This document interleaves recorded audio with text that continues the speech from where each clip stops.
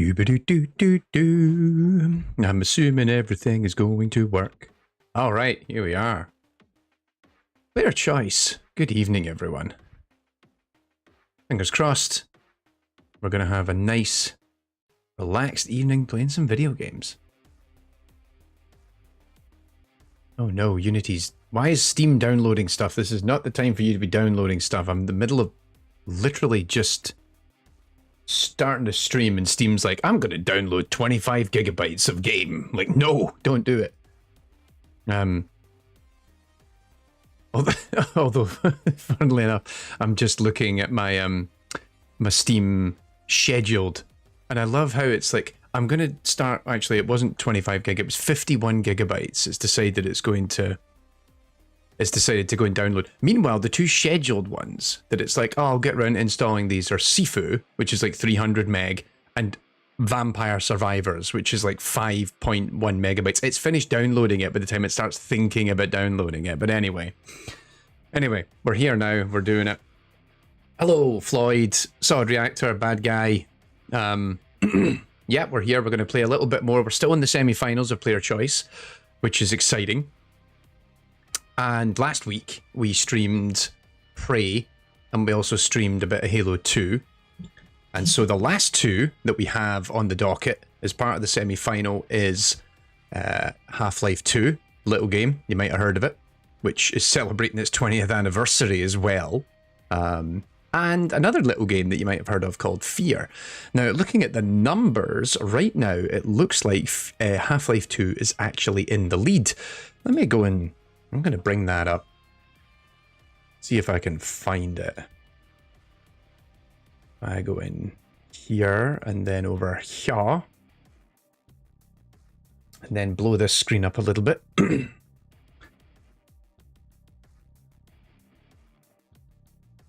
Let's see. Is this actually going to work first time? It did.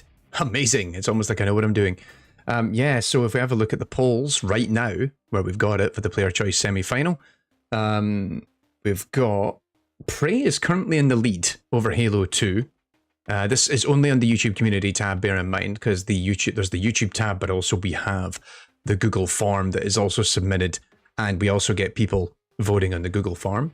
And previously we have had games get tipped one way to the other because of actually, we see this publicly, but the Google form is actually private, which makes for some interesting entertainment. But anyway, so Prey is currently in the lead with 65% over Halo 2's 35%. And I have to admit, it wasn't until playing through this a little bit myself last week that I really beginning to see why people are pining for Prey so much, because up to now I hadn't really understood it. Meanwhile, down here in the other semi-final, Half-Life 2 currently has the lead in this regard over F.E.A.R. at 60-40 split, with 913 votes counted. So let's see how it goes. I'm interested to see how it, you know, like, I think funnily enough, there was a lot of talk when we started putting this together, and I was chatting with patrons, because we have our steering committee who kind of help guide an awful lot of the stuff I'm doing across both my channels. And they were like, there's no way F.E.A.R. doesn't just win this, right? But yeah, well, I'm interested to see where this all turns out. So tonight we're going to play both of these games, and we'll discuss their merits. And I think I'm going to get away from what last time I was playing Half-Life 2, we did the road. Was it Highway 17 or whatever it is? I forget the name of that level. But yeah, we're not going to do that one tonight. We're going to do something a little bit different. Let's see. Mad Guy says, I've got to admit, even though F.E.A.R. seems very complex in its AI, it shouldn't be too hard to replicate its AI elements here about 20 years later, so I'm surprised there's not many games with it. There is one game that I've been meaning to actually get around to playing. Was it Trepang 2, which came out earlier this year, developed by, I think they literally call themselves Trepang Studios, published by Team 17. It's a first-person shooter that has slow-mo bullet dodging elements, and they did say that F.E.A.R. is kind of a big influence on the game. It's literally installed on my machine. I haven't had time to play it, so I'm thinking I might try and boot a stream up in the next week or so and just give it a shot. But yeah, it's been interesting how seminal that game is, and we're still talking about it, but not many games have sought to replicate what it did, because it was just really good encounter design, I think. But yes, as Floyd puts out, it is very hard to tame goal-oriented action planning, so there's a good chance that you're working on it. And that's one of the things, is you're trying to...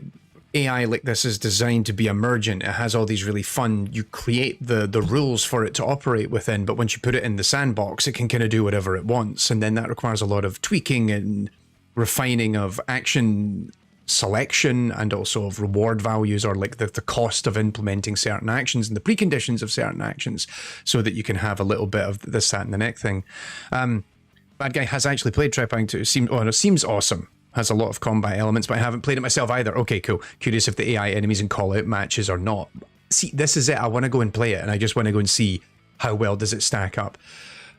I've just been busy, man. But yeah, I think I might just do like a weekend stream or something sometime, and just boot it up and do like first impressions, play the first couple of hours, see how it turns out, sort of thing. All right, so according to the run, well, according to the title of the stream, I said I was going to play Half-Life 2 it's Half-Life 2 versus F.E.A.R, so I'm figuring we'll play Half-Life 2 first, and we'll get in there. So, get back into that old Steam library. Steam. No, I just typed Steam into my Steam library. Having a bad day. I still find it funny that, like, on my Steam profile, Half-Life 2 only has 90 minutes of playtime thus far. But that's because I played Half-Life 2 on the Orange Box, on the Xbox 360 years and years ago. Like, I didn't really have a gaming PC. In fact, at the time, all I had was a laptop that wasn't very good, as I recall. So, let's see. I'm going to try and load up a later mission of the game. Alright, there we go. Let's get in there. Hooray! So this is, I forget, what mission are we on? Anti-Citizen 1. This is, I actually went out and downloaded a save file just to speed up getting through this game, for the purposes of the video, of the stream, as it were. So, oh no, what have I done?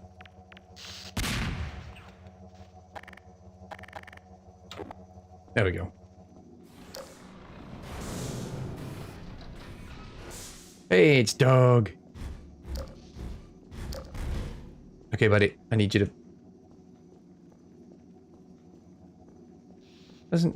I was wondering whether it ever it can box you in. No, it keeps a safe distance, which is kind of neat. You're a smart robot dog. Smart robot dog. Alright, we're gonna run out of flashlight if I don't hurry up.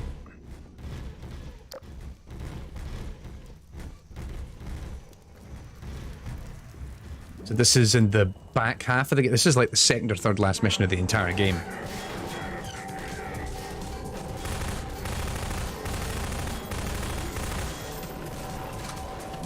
Yo, buddy! Very cool. Just saw the subtitles there. Death! Uh-oh.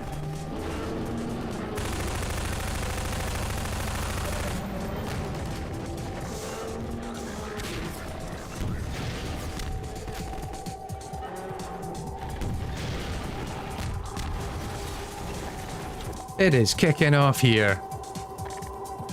Very cool.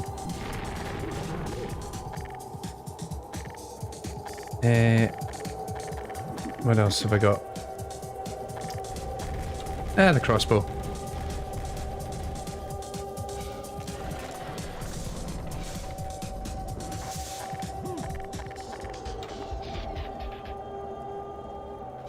Why, thank you,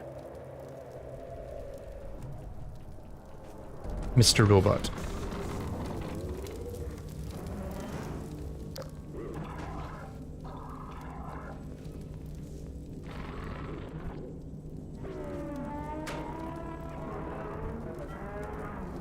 Am I somewhere I'm supposed to be? Probably not.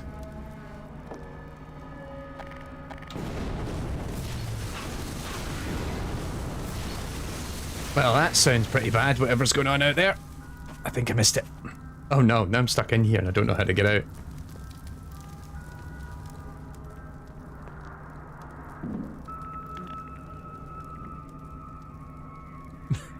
We watch now as Tommy is trapped.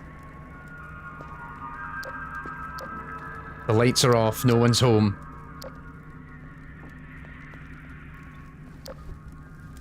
Ah. There we go. You know, to this day, I still have this issue with Half-Life 2 that I find reading the environment sometimes kind of difficult.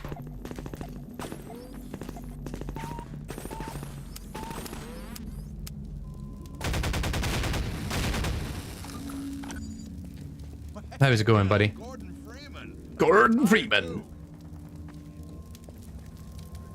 What's caught your attention?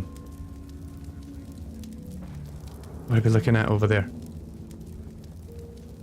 He seems very fixated on something over here.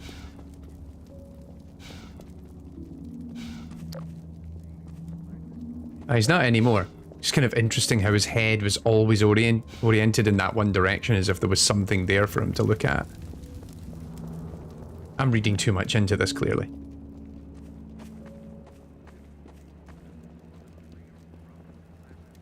Nope. Sorry, Freeman. Is there anything? Nope, there's nothing up there worth going for. Excuse me. Alrighty. We have outgrown our cradle. It is futile to cry for mother's milk when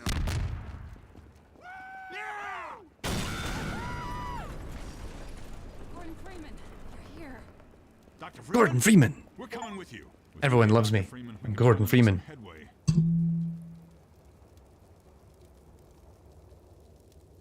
I totally forgot this was something you could do. Shouldn't we be doing something? You can actually order these people, much like, what's it, SWAT? Follow Freeman. Although I imagine, although to be fair, SWAT is admittedly going to be much more complex. Sorry. Oh, hello. You got it, Doc.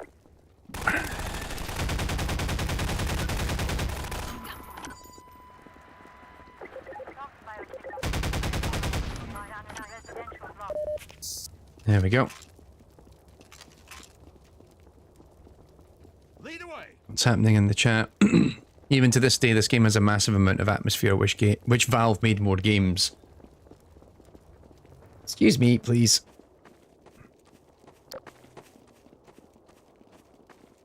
I think a lot of this holds up quite well. I do think you're right in that regard. I think in terms of Hoppers, they're everywhere. gameplay, I think even back when this came out, I used to struggle a little with the environments, but that's maybe just me. Oh god. Well, maybe I should have looked down, that would have helped. Watch out for the hoppers, they're everywhere.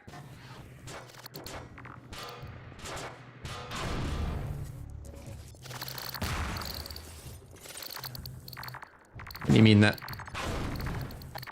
That doesn't set them off, does it?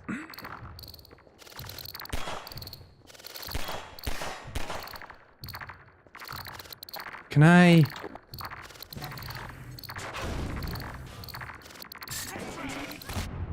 Nope. That wasn't really the... You know what? Take me out. Go. Watch out for the hoppers, they're everywhere. Oh, no. That is not... I was like, why is this not picking up? Like, oh, no, wait. That isn't the...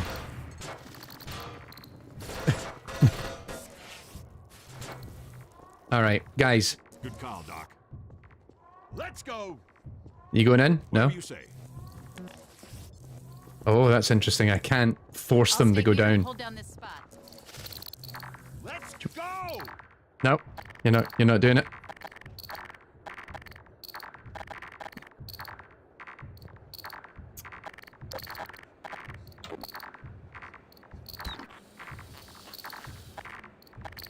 Come on, everybody. Alright, fine. I was like, is there a way to do this in a way? Ah, you can pick up the bombs. Didn't even think of that. Thank you, chats. Dr. Freeman, we can use them against the Combine. If those hoppers up without setting them off, you can plant them wherever you want them.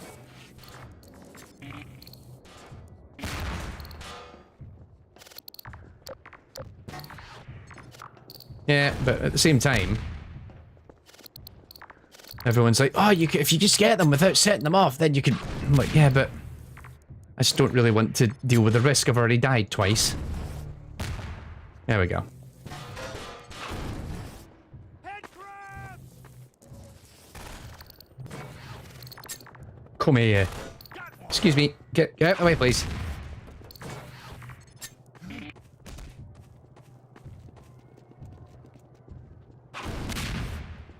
Just to be on the safe side. There we go. What's on the TV? Not much.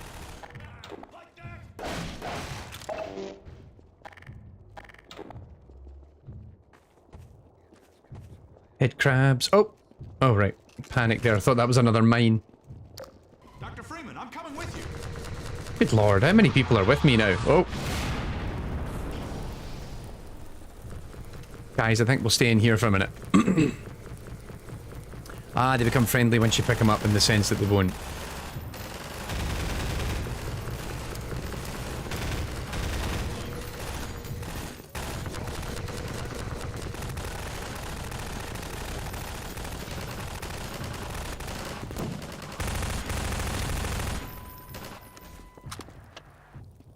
Push up!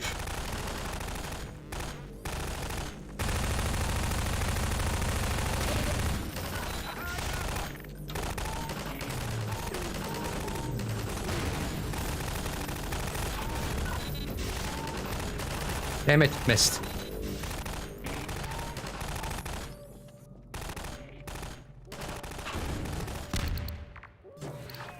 Alrighty.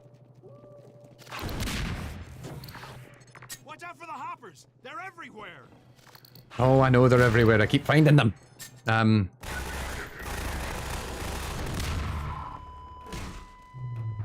Oh, that guy is very dead. As is he. Nice.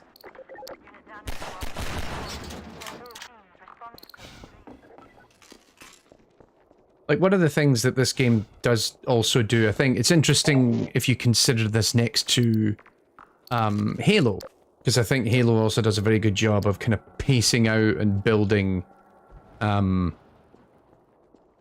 like more epic kind of combat sequences. I think 2 and 3 did that really well. Like, we played in a previous session, we played one of the early missions from Halo 2 where they do that a lot.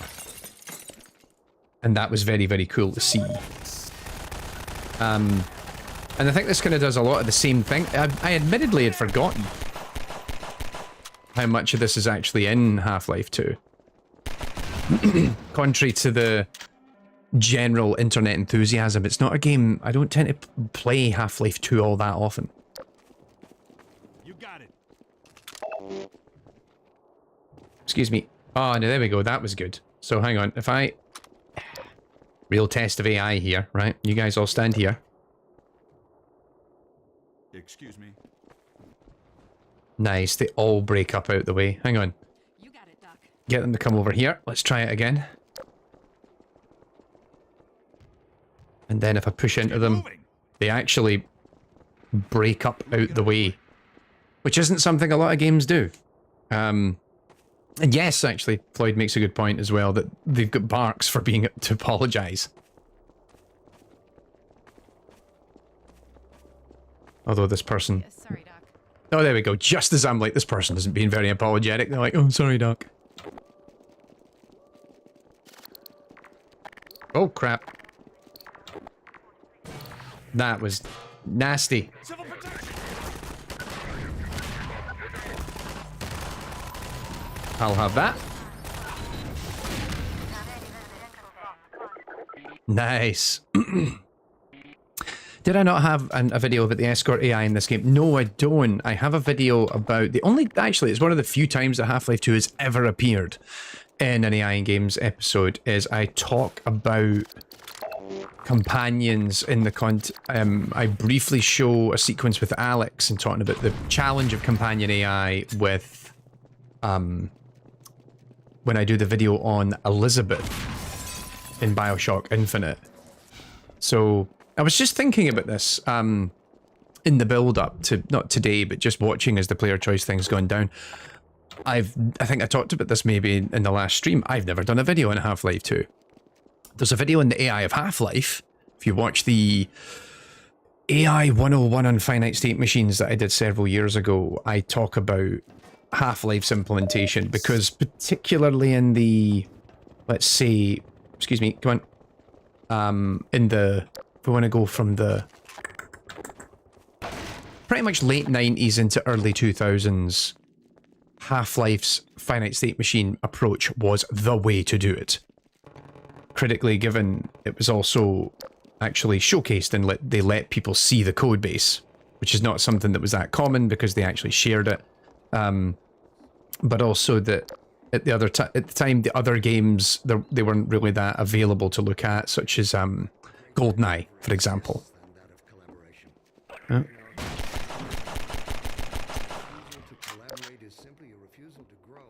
Insistence on suicide, if you will. Fish refused to break F.E.A.R. Good melon AI. There we go. Oh, that could turn into a really bad With lidless eyes forever staring at the dark. facade reference. Shut up, old man. Oh. Wasn't expecting that. So yeah, this has actually got me thinking. Come on, excuse me, pardon me, excuse me, pardon me, excuse me. Excuse me, pardon me, excuse me, thank you. We should probably do an episode on the AI of Half-Life 2 at some point. Lead away. If anything... Sorry, Doc. Come on, excuse me, pardon me. If anything, for posterity, as much as anything else.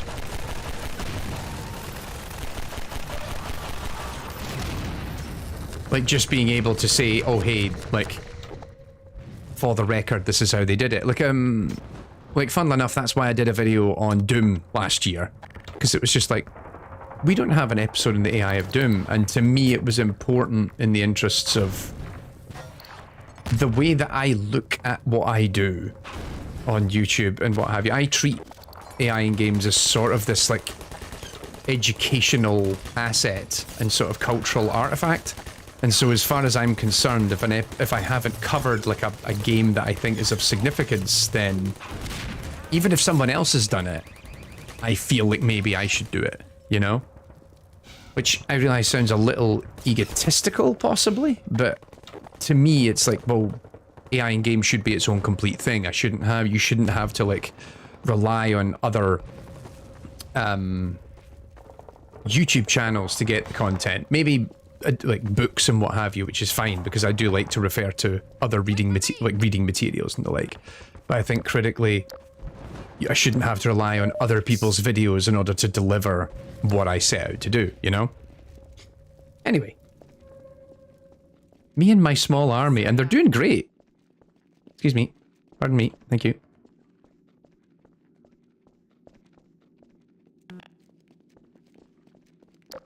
Oh no, they're all coming in here with me. You got it. Good lord. Hang on, did I not have a 1, 2, 3? Oh no, okay, yeah, it's 4. Alright, that's fine. Follow... No, give Freeman a break. Good lord.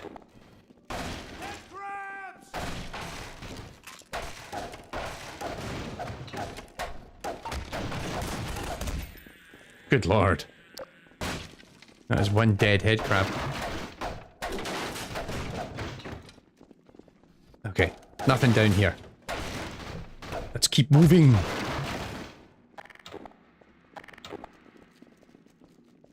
But yeah, I think it might be worth doing, just looking at the whole systems as a whole. Maybe there's something interesting about Alex to learn about in terms of the AI implemented for that character. I don't know, because I've never properly studied it. Oh, there you go. Uh-oh.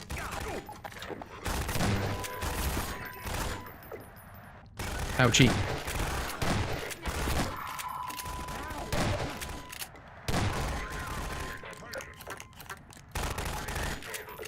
Oh no! No, two of the team are down!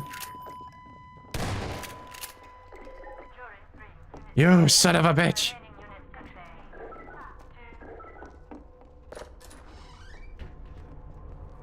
No! Don't forget to reload, Dr. Freeman. That's a cool bark. Never noticed that before. So they apologise for getting in my way. And then, tell me to reload.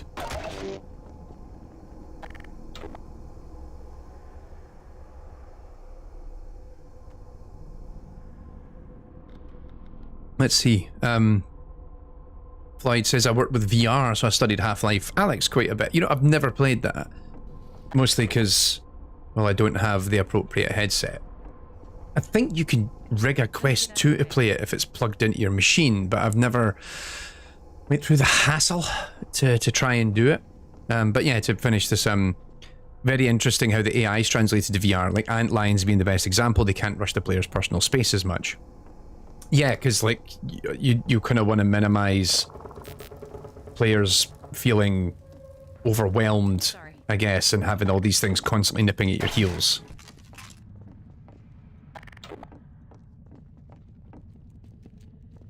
Running out of suit juice. I think, wasn't there a bunch of stuff in here?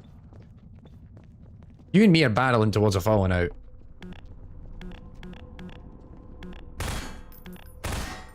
Hmm.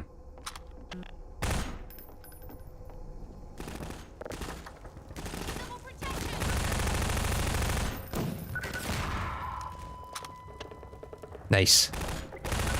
One of the things I've noticed is I'm not sure how frequently the Combine go into cover. They're not very good at hiding from the player. They tend to rush you. So it doesn't feel like the game has as strong an understanding of, like, the markup of the environment.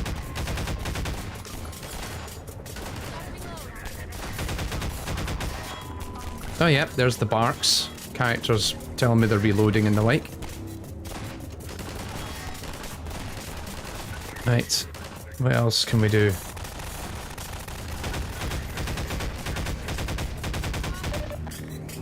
Let's get that crossbow out.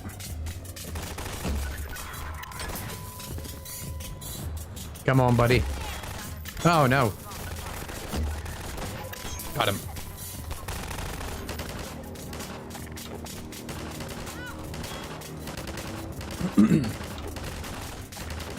What have we got? Still.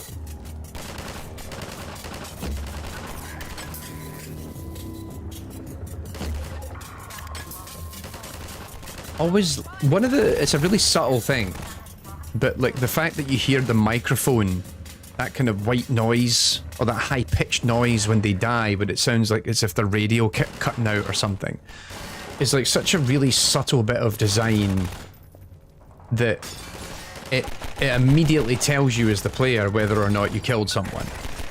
And it just becomes like a part of how you play the game.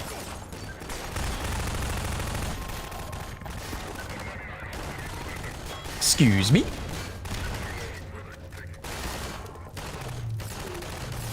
No, can't reach it from there.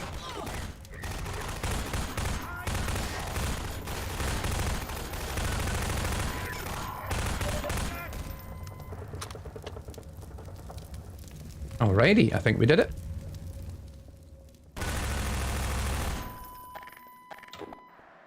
A free mine for me?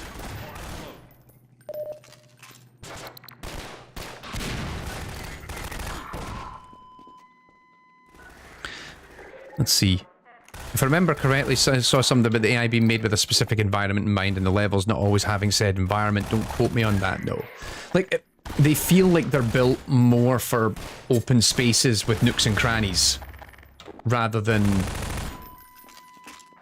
like tighter spaces where they can, which is exactly what F.E.A.R is. F.E.A.R is tight spaces built into a combat environment, like turned into a combat zone, and it allows the characters to have a lot of freedom about where they move around and what they do and how they do it. No, you're not letting me in. Fine. Excuse me. Oh no, hey, hang on. Oh, you guys must be... Oh, you guys are new. Yeah.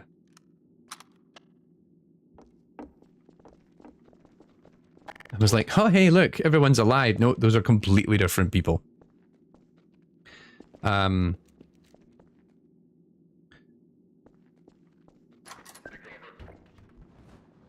Sorry. Hang on, am I just back? Nope.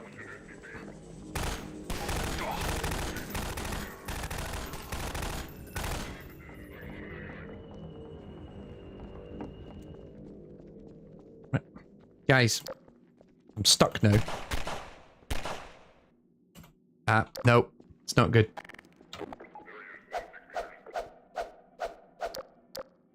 I can't. I'm gonna stay and hold down this spot. No, you're not. Get out of here. Anything you say, Doc. Oh no, he's glitching. Good idea, Dr. Freeman. Pardon me. Yeah, no, yeah, I hear that. Oh no, he's not only our best friend, he's our invincible best friend. Come on, everybody. Yeah, that is a good point. I'm not on the same elevation and I can't crouch. I actually don't think I'm even on the ground right now.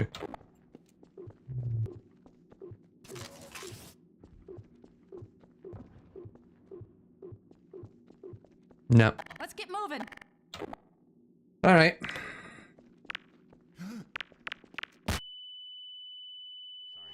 Medical systems. Oh, that did it. He moved just enough. Take this med kit. Well, thank you. Now, would you guys all please get out of my way? Yep. Yep. Excuse me. Yep. No, you are excused. Get out of my way.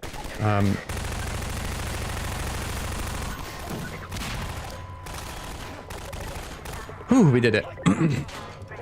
Yeah, I tried getting them to walk and that didn't... Like, actually, you saw that. The AI command seemed to work, except for that one guy. It seemed as if he was having trouble navigating around as well. So, never mind. We got there in the end. Here, have a med kit. Oh, thank you.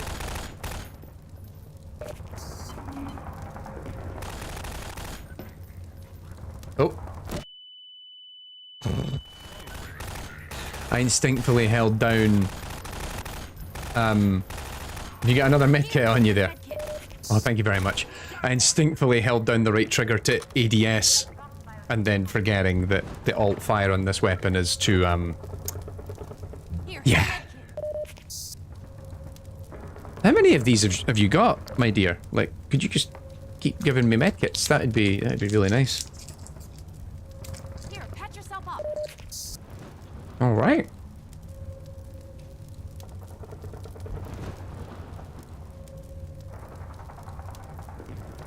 Take this med kit.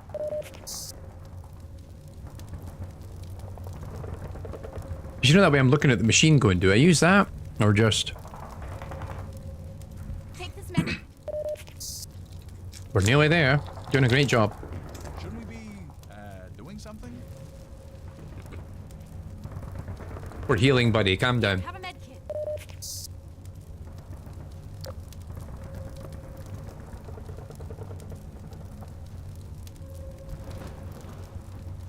Take this med kit. Perfect. Don't you worry, I'll use the machine for the last 1%. Let's go! Head back to Freeman.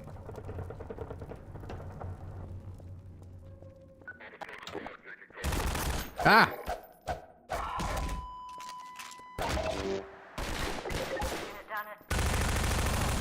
Guys! Where's my backup?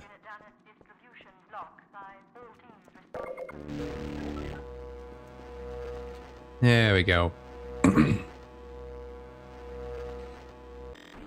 Well, thank you, medic. Oops. Lady, you have Hey, been... everybody, follow Freeman. You got another medkit? That'd be great. Here, patch yourself up. Hells yeah.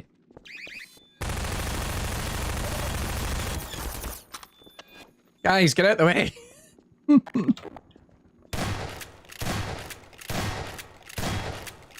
Well, that's not turning it off. You, Here, take this med kit. thank you kindly.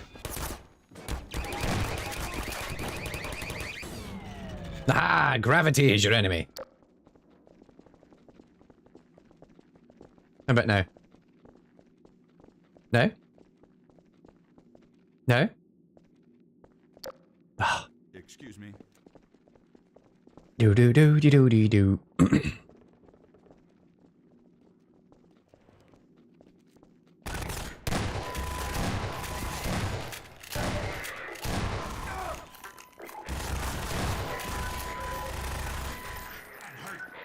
Well, they're good at zigzagging in and out of cover. Take this med kit. Here, take this med kit. Why, thank you. So, like, when they have these corridors, they're good at popping in and out, like kind of classic first-person shooter style. But yeah, we're going to use that in future. Like, next time we're testing companion AI in games, we're going to put them on a stairwell and see what happens. Let me get out of your way. Actually, just the fact that these characters move most of the time, Let's go. and I can influence where they go, is such a big deal. You lead the way.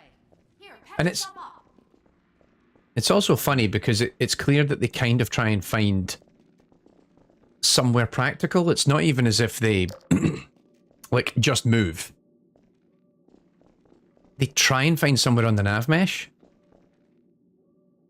Because you can, it isn't just like a solid one direction. Sometimes they'll shimmy a little bit and move into like a more appropriate space, which is kind of interesting. Yeah, nothing in there. Let's go.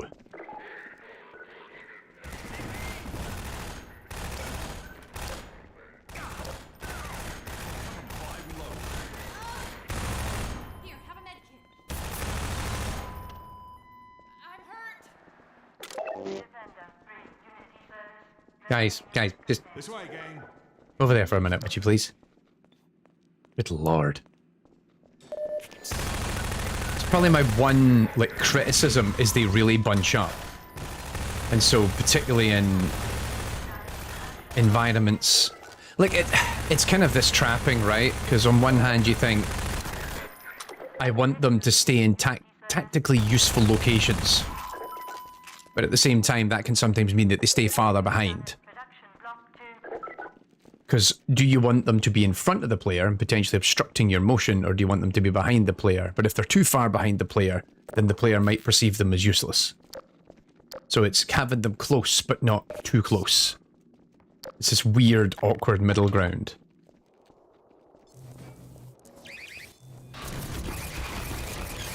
Ah, there's another one.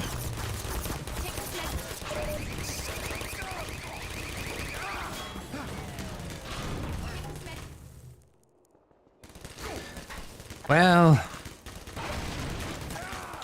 we messed that up.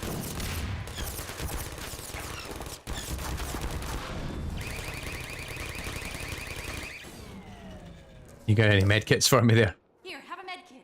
You do. Thank you so much. Your medkits make up for my stupidity. Med kit.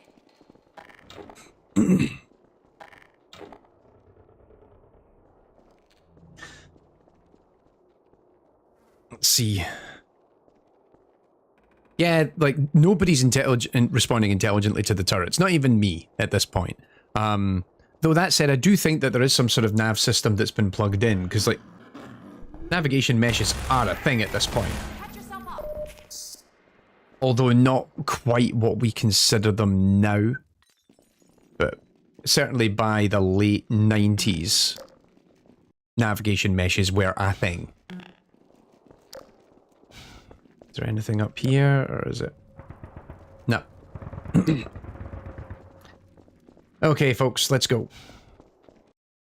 We should actually, that's one of the episodes. I briefly talk about it in the AI 101 on nav meshes, but I do think we should maybe just do a video one day on just how the navigation system worked in Quake 3 Arena, because that is essentially the modern nav mesh is derived from that.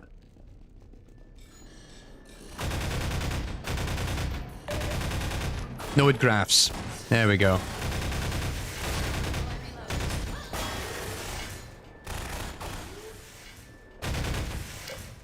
See, this is why we need to do an episode on the AI of Half-Life 2.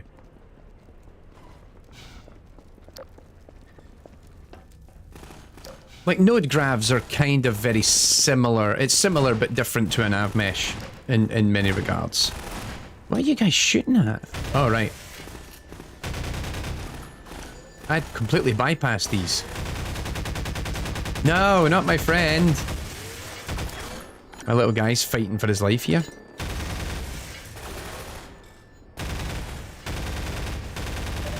Right, come on. Let's stop dicking about. Just run, damn it.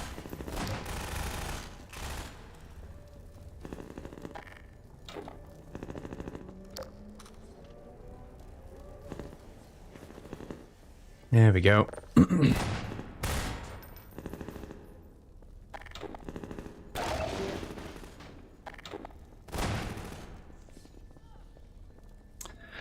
Trying to remember whether it was Carmack himself that came up with the AAS in Quake 3 or not. Wouldn't be surprised. Oh, hello.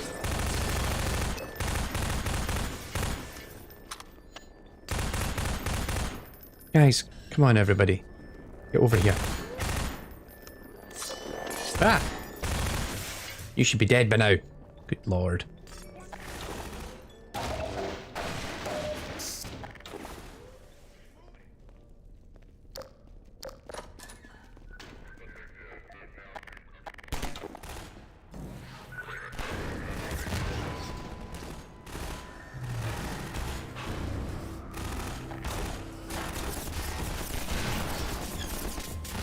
Well, that solved that problem.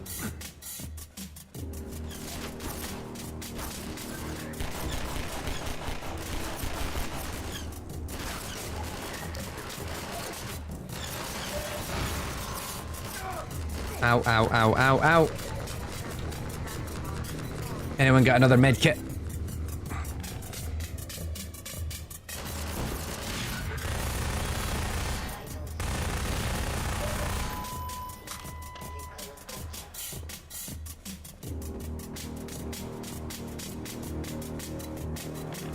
What happened to all my wee guys? Are they all dead?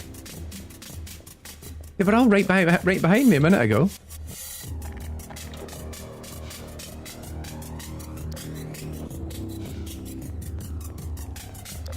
Or did they like despawn because they were too far away? What happened to them all?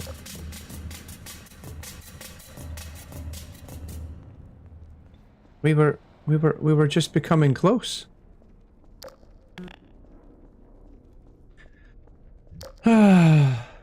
Right, well there's... No. One of them died here. Where'd the other ones die? Oh no, there they are there. No, where's my medic friend? She was my best friend. She always had med packs for me. I think there's health over there.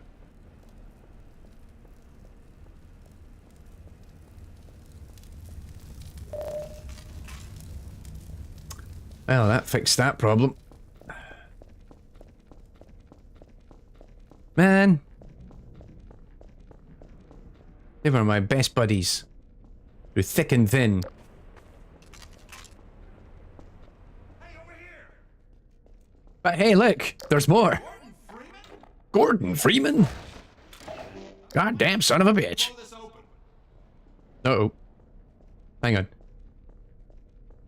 I'm supposed to blow it open, or he's gonna blow it open? I missed that there.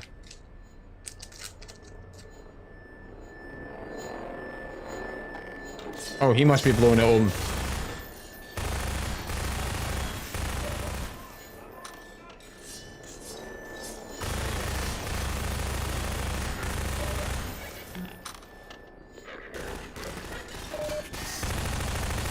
Ah, this is bad, this is bad, this is bad.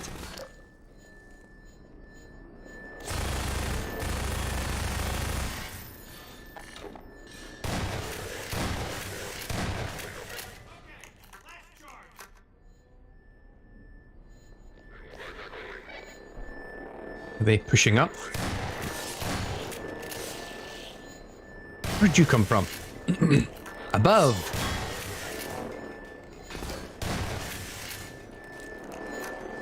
Come on, mate. If you're blowing this thing, now's the time.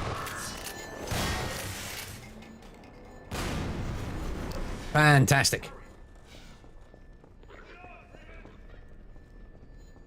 Looks nasty. Good thing you got that suit. Have you got a med kit?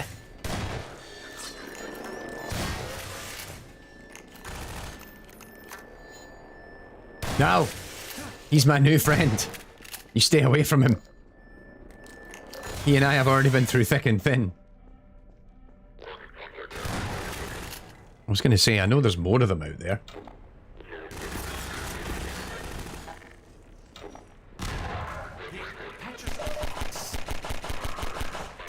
He's running out into the... See? This guy's great. Immediately runs out and he's like, hey, you need health. I'm like, I'm in the middle of a gunfight, buddy. And he's like, don't worry, I'll give you health. A true friend. A gentleman.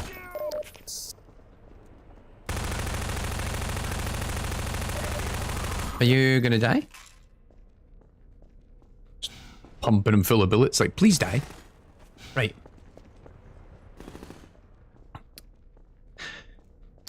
David joins us. Good to see you. Excited for today's gameplay demos, having never played either of them. What?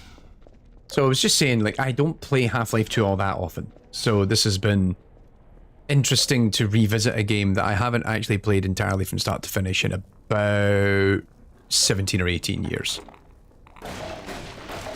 Although we're playing it piecemeal. We're playing a little bit here and there. Nope. Yeah, we ain't going that way. Or we are. Oh no.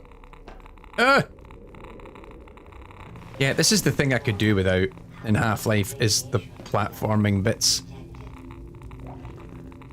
Right. No, no, get on the thing. Get on the thing. There we go.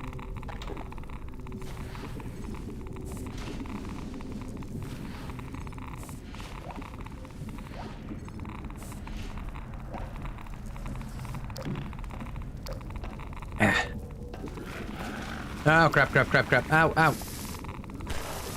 This is not good.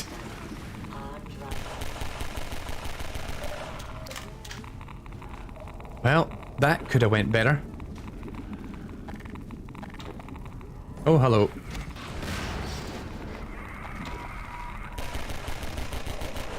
Oh god, that's a lot of them. They are literally crawling out the woodwork.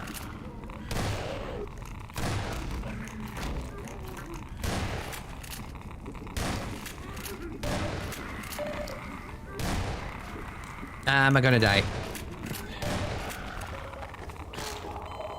Ah!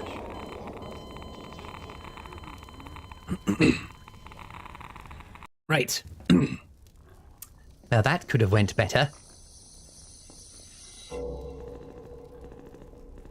Yeah, I never enjoy these bits in this game.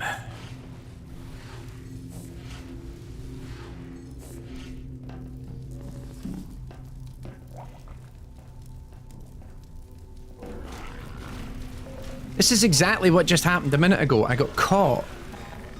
The collision on that guy there winds up clipping or hits me when it shouldn't.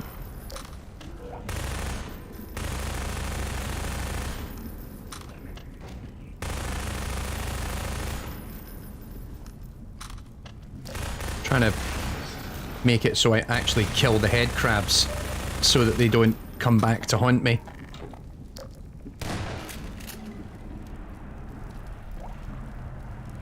Are you dead? You're dead. Are you dead? You're not dead. You're dead now. Oh. Do not like. Do not like. Right. Now, where am I supposed to go with all that?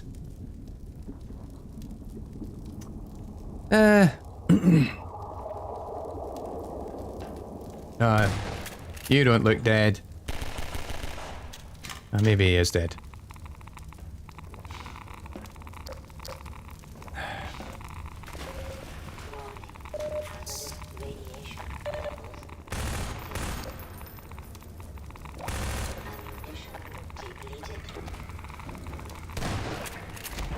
Aye, alright.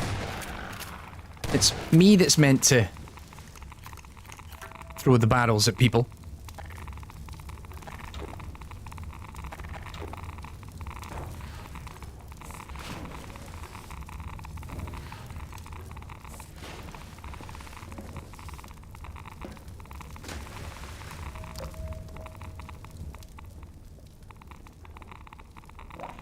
Somebody's still in the water, isn't there?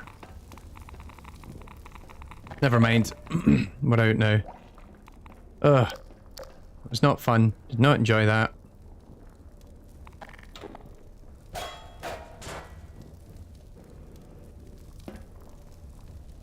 Come on, let me in the vent.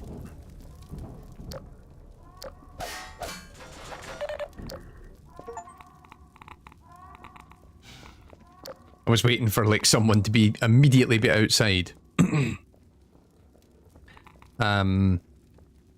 Being sort of, oh hey, Gordon Freeman, you just survived the toxic tunnel. And I have no ammo for this gun. Why am I still wielding it?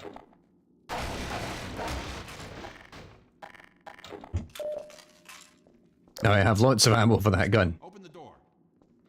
I see you made it through okay. Figured you would. Sorry. No, I don't need a med kit from him. I'm at full health.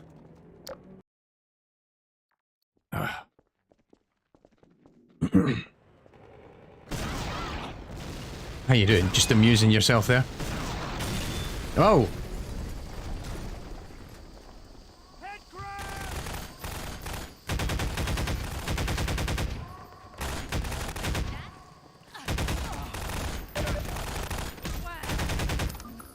You're not taking my friends.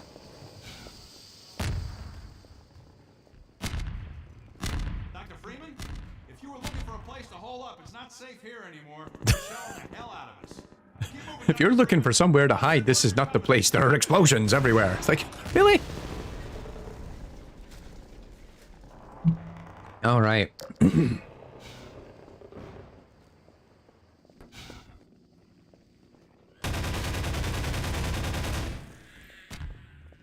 Dirty little head crab.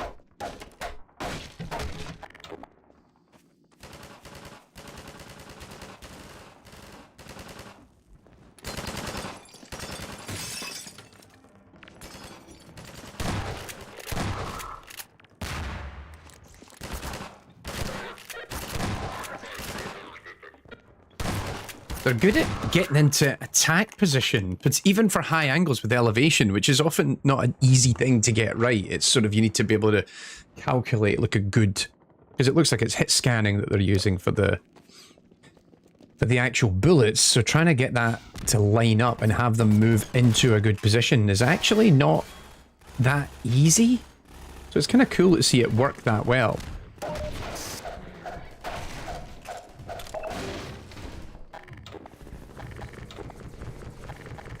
It takes a lot of trial and effort, I think, to get that kind of aiming down right. It's kind of neat. Okay, I'll leave you guys alone. Clearly having a tough time with all this, which is understandable.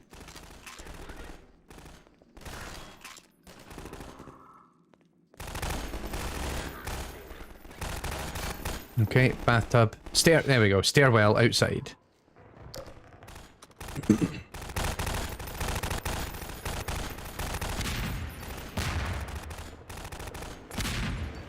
Out of context, that was really bizarre, as he's just sort of like... It's me. Open the door. What's the password? Come on in. Dr. Freeman, wait. We'll Dr. come Freeman. with you. No! How dare you? This was Jeff. We liked him a lot. Or her. Nice. Them. We like them. Just use they, them pronouns, Tommy. It's just easier.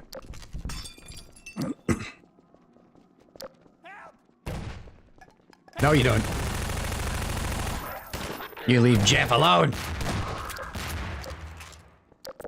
Because they're great. Whoa. Oh, he got it up there. No, he didn't.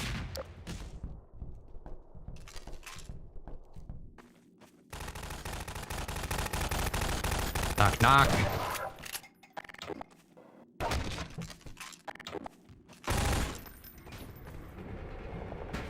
Well, hello there. Come across. Oh, thank you.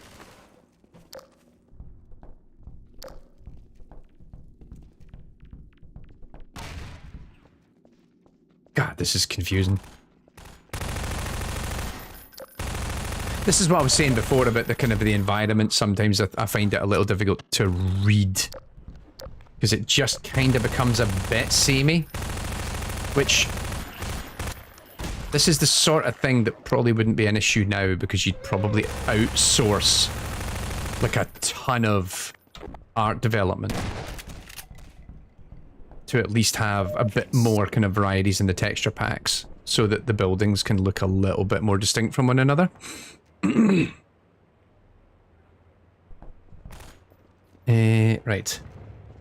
Where are we going? Here? Oh, hello. While I reload. Oh, excuse me. Buddy, get out. Actually, can I put... My little corner and I'm sticking to it. I'm like, can I set him on fire? And he just puts the fire out. Pretty sure that was just incidental, but it's also hilarious.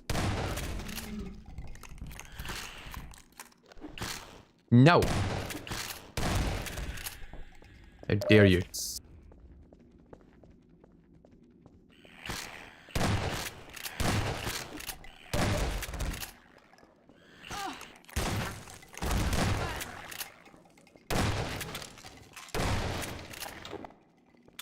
Smash, smash, smash, smash.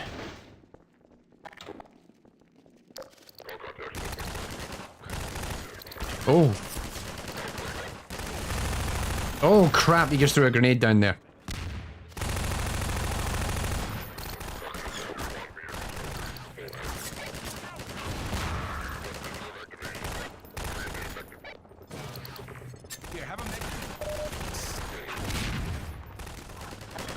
That did not finish him off.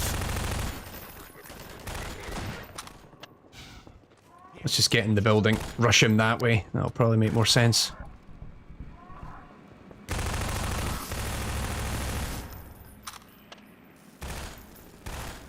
Oh, head crab on fire. Head crab on fire.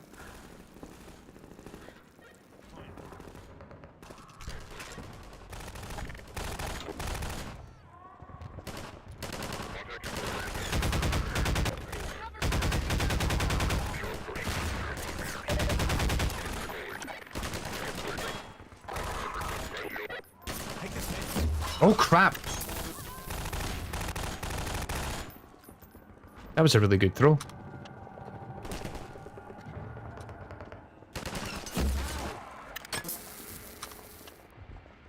Gotcha.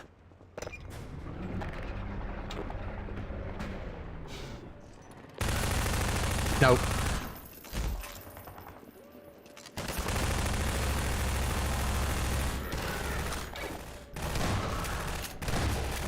I like the little hand gesture animation there to kind of have the other characters push up. I wonder if that's actually mapped to another character moving up.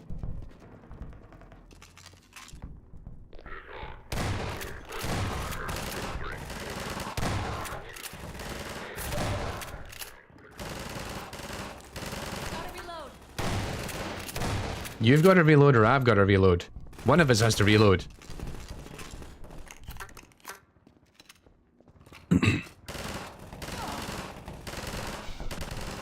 Yeah, Floyd talking about it used to be there was an awareness thing. I don't know whether they fixed that or not. That is a good question. But yeah, there was an issue very early on.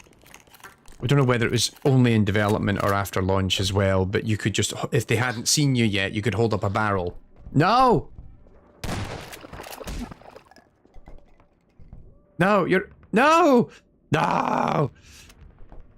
And that was actually something. Even recently, when I was when I worked with the folks at Digital Load, when we did F.E.A.R 2 for the Quest 2. That was actually something that we had to deal with because you could, so in that game, you could, it's a VR game, so you could run up and you could actually just smack someone with the butt of your gun. And then a big part of the game was hiding bodies. And so check it out if you have a Quest 2. It's worth playing. They've been continually pushing updates for it as well. I really need to go back and actually replay it. But one of the things you could do is like pick up a character and like drag their body and put it in a locker. So you could like drag the body, stuff the body in a locker, shut the locker closed and stuff. And that would just stop other enemies from like finding that you'd been wiping everybody out. Or at least it would delay it because they would just go into a search pattern instead. But one of the things I discovered when playtesting, like in alpha, if I remember right, was I could grab someone by the back of the head and then just kind of hold them up like that. And it just turns into a giant meat shield. And so when I was walking towards an enemy, all they'd see is the non-player character. And so I actually said, like, they were like, how do we solve this? And what the easiest way to do this is check if it's a non-player character, then check if it's dead, and check if the player is holding a non-player character. And by process of elimination, you'll figure out that it's the player. Because we were like, hang on a minute. Because then what would happen is they wouldn't react, and then sometimes I just go and knock someone out by like throwing the dead body at another one, and then if someone did start shooting, I'd just hold them up as a meat shield and then like bang bang bang bang. It was a really funny kind of circumstance that arose during the development of the game, but I think they fixed it. I don't know, it was a while ago now. That was admittedly like, that was about 2 years ago. I think I was working on that, there or thereabouts. Anywho, we'll play a bit more Half-Life for about another 5 minutes, and then we'll bounce over to playing a bit of F.E.A.R. Meant to be, I'm trying to remember what way I'm supposed to be going. I think it's this way. Zombies!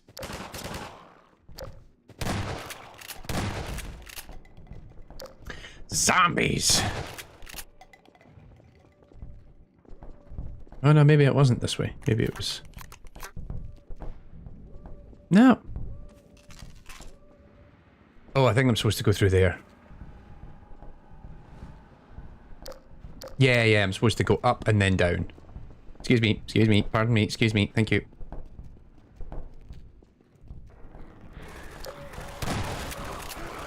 Oh.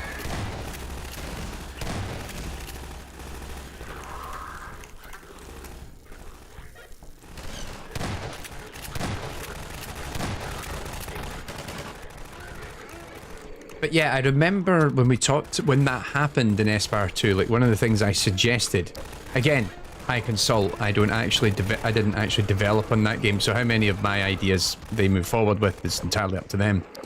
But I said it would be really funny if they deliberately, oops, that took forever, if they deliberately delayed the reaction time, because they kind of go, is that Dave? It's just like, body comes towards them. Yeah.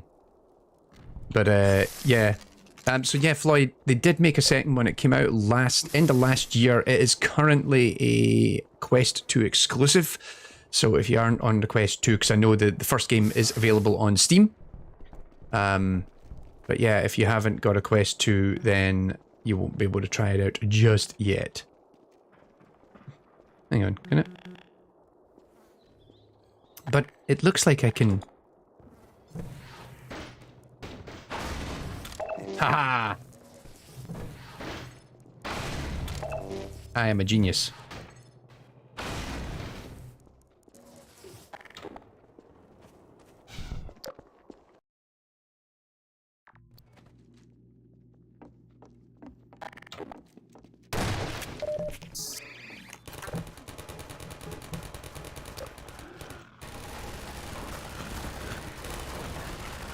Alright, what time is it? Yeah, we should probably, as much as we've been playing through this, I think what we'll do is we'll quickly save it here.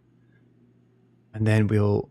Well, we've got the autosave right there. but we'll overwrite that. And then we're going to go and play a bit of F.E.A.R. because we need to give a bit of time to both games tonight. But I enjoyed that.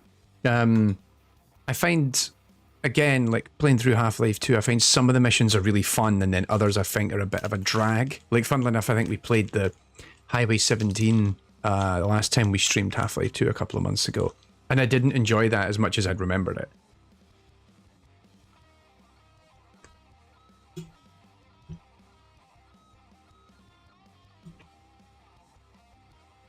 Right. F.E.A.R. Yeah, would be great if they had the barks. Like, Dave, are you alright? You look a bit pale. Like, finding ways to feed into that, I think, would be really, really fun. It's just whether or not, and it is, it's work. And finding the time to do that in order to get as much out of the game as possible. And I think particularly, like F.E.A.R 2, we were on a fairly tight schedule to get that game. Like, I came on board not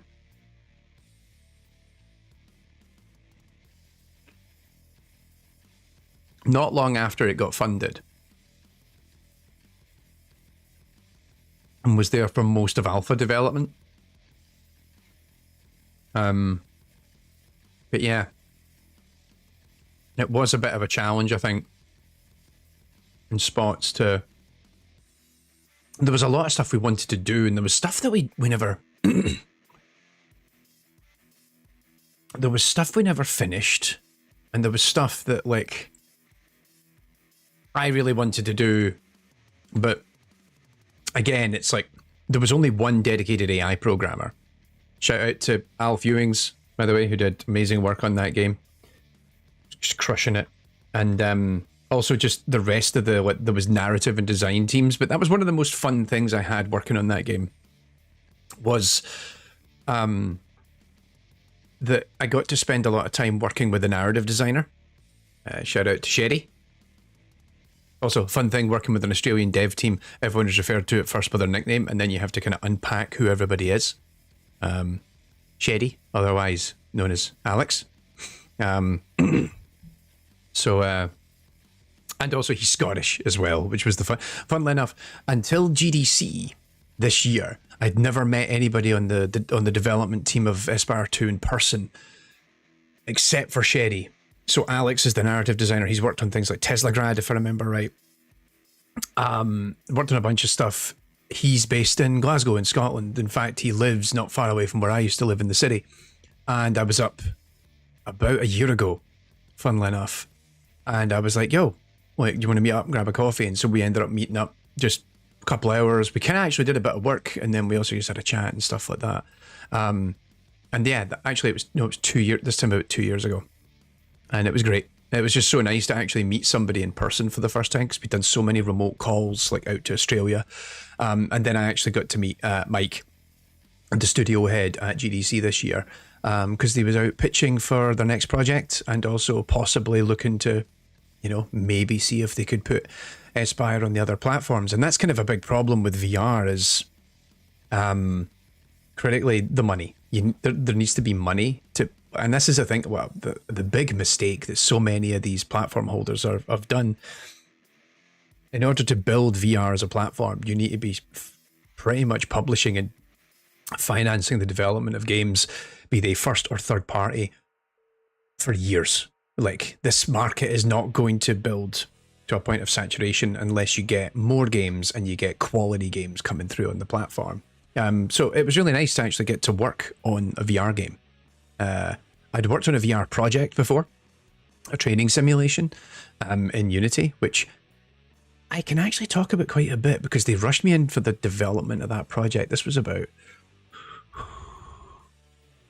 I want to say 4 years ago, maybe 5 years ago now I worked on this project.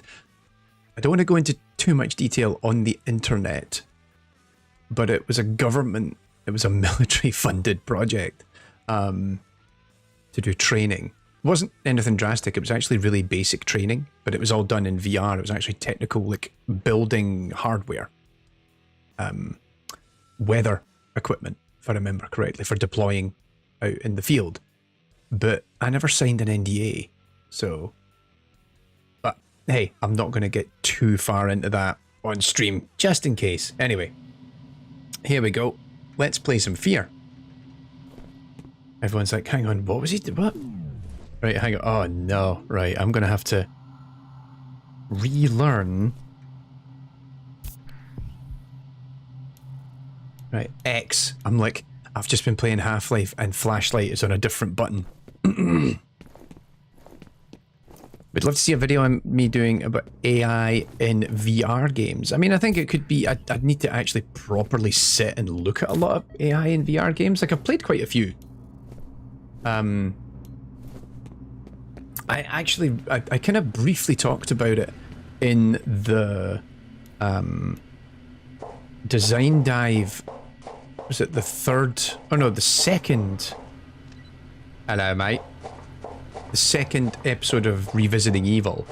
I talked a little bit about just how good the Resident Evil 4 remake is on the Quest 2, because it delivers what I think is the definitive version. And what I found was really interesting was the AI is actually more ruthless. It's faster. It's more aggressive.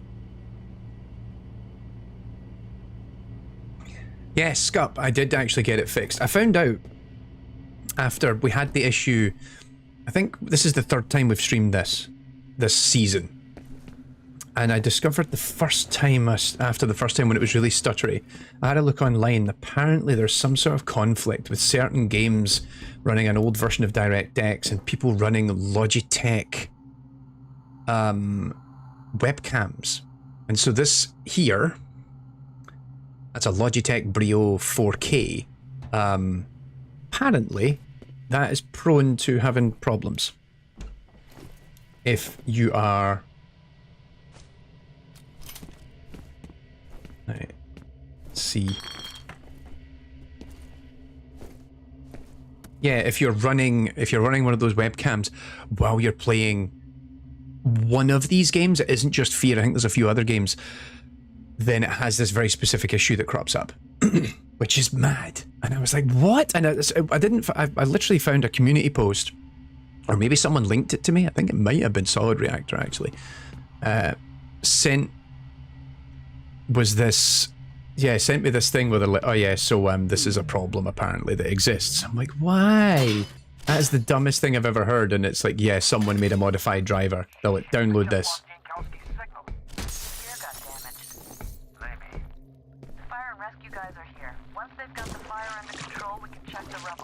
Well, this doesn't look good. Oh, is there rats here? This is where the rats are. The famous AI rats. Oh yeah, because I recorded this bit when I did the AI 101 for the 100,000.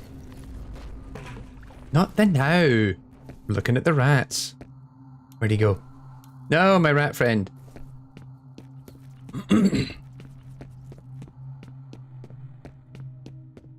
So, fun thing about the... Let's talk about the rats, because the rats is a funny story. So, as I've discussed in the videos, the rats use the same AI system as all the other characters in the game. But they have one action they can do. They can move, and that's it. So what they do is their goal is to get away from the player. So periodically, if they notice that the player is very close, they will move away and find somewhere else on the navigation space to move to. Okay? So, game comes out in like 05 or whatever.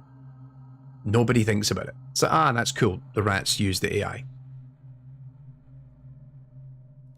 Several years later, so, you know, F.E.A.R. is important in the context of the industry, but it was also important in like academic research, looking at, because planners, you know, GOP is a planner. That's what the P in GOP stands for, is planning. You know, planners are a kind of established, well-known thing in AI, in classic symbolic AI. And it was something that even was important to me. Like, part of my PhD was predicated on looking at planning. And I worked in a planning research team. when I was doing my PhD. So the idea of planning in AI and the idea that, oh hey, but planning is becoming a thing in games was like this ongoing discussion. And people were quite excited by it. And so fast forward a few years, because GOAP becomes quite prominent, a lot of games start using it, and it became like this real competitor to the likes of the behavior trees that were becoming, that Halo was helping establish. Good lord. Wasn't expecting that. I thought he was dead. So where are we now? Oh, we're back here again. No. Trying to remember all my buttons, because I've been playing in Half-Life, my brain's all messed up. So, like I say, people were generally interested in what F.E.A.R was doing, and it was really cool. Fast forward, and there was several like academics who were planning researchers who were kind of interested in observing what was happening. So fast forward several years, and I end up meeting a researcher from France, Eric Jacopin, and his research is all about looking at is not just about planning, but critically how planning can be used in games, and he's really interested in this. So he went away and done this study about I talk about this in the video, I believe, very, very briefly. But he went away and done this study looking at how planners are used in games. And he looks at Killzone 3, Transformers Fall of Cybertron, both of which use hierarchical task network planning, and then he looks at F.E.A.R. Because it's GOAT. GOAT is the GOAT, right? Olives. So, and that was when he's doing this like hardware profiling, and he notices there's a weird memory footprint in this game from the planner, which is a bit weird. Why has it got this weird memory footprint? It's a bit bizarre. And so he digs into it a little bit further and realizes it's the rats that do it. So every game, like, you know, there's an amount of memory that's being consumed as different characters run against the planner because they go, I need a plan now. And so it goes, okay, and then it goes away and plans, and it goes, here's a plan for you, and it goes, oh, thank you. So in amongst all this, Eric had been doing the analysis and was like, yeah, for some reason there's this weird planning, there's this overhead on the planning, and I can't figure out what it is or why it's happening. And then, actually, no, the rats are maintaining this low footprint, this low little additional memory footprint, because every few seconds or so, they turn to the planner and go, plan please. And the plan is always one action. It's like, go over there. Thank you. And then the rat goes away. Every rat in the game does it. So the thing that they didn't think about at first was that, well, this isn't going to be an issue for the humans, because the humans are all going to die. You're going to kill all the humans. That's kind of the point of it. And even then, I think they did eventually implement loading for the humans so that the human guards and what have you, if they're too far away, they just turn them off. They didn't turn off the rats. So you could start some of the missions, particularly in the early part of the game. You could start a mission, meet a rat in a tunnel, and that rat is still planning away 20 minutes later after you've...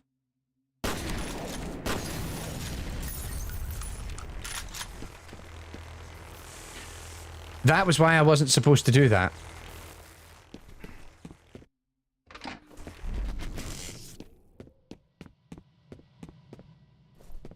But anyway. So yeah, these rats are running around still planning when they should really be disabled. And it's like, oh right, that's really, really funny. So that isn't the end of the story. The funny part about this is, so I met Eric at a conference, and we had a really nice conversation because, one, I really respected the work he was doing, but two, also being a fan of most of those games. Funnily enough, I do think we should do an episode on... I actually got like a pirated copy of the game, but we should talk about the bots in... Critically, they're actually in Killzone 3's multiplayer. These bots are... Oh, okay. How do you... Oh, here's the fun part.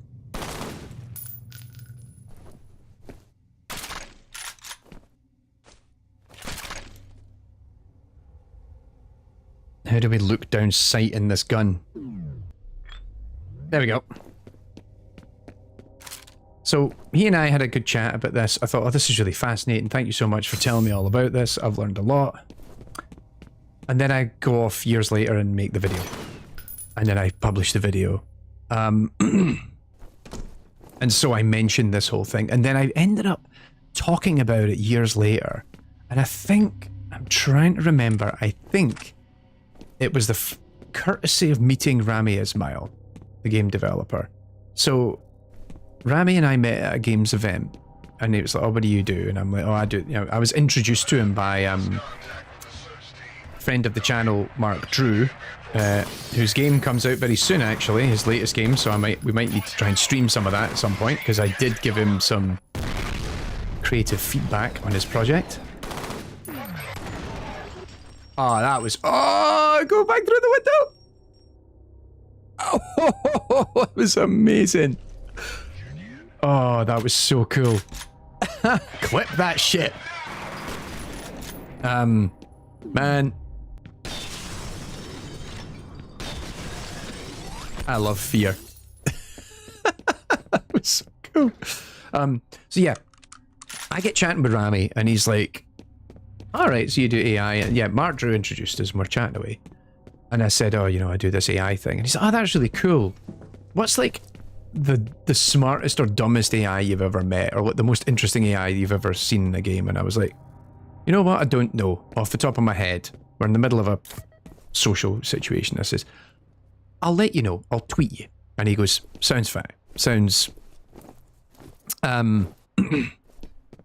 sounds fine. So... Later that day, I realised, actually, no, that's what I want to talk about. I want to talk about the rats in F.E.A.R. So I reach out to Rami on Twitter, now X, or whatever the hell you want to call it. Twitter. Let's just call it Twitter. And I tell him all about this, and he shares it, and it blows up on Twitter for a little bit, so I'm mildly Twitter famous for an afternoon, which we have a few, Rami and I actually have a few mutual friends, one of whom is actually a very good friend of his. And he's like, oh, that's the Rami effect. Like, Rami's just retweeted something you've said, it blows up on Twitter. I'm like, cool. And so I added as a subsequent tweet, I'm like, oh yeah, the fun fact about the rats is they never stop planning. And so, there's actually a memory overhead in F.E.A.R. that developers, I don't think, actually knew about. Because Jacopan himself said he actually reached out to Monolith and they were like, we didn't know that. I then get a reply to that tweet from none other than Jeff Orkin. Jeff Orkin is the lead AI developer on F.E.A.R. And he's like, what? I didn't know that.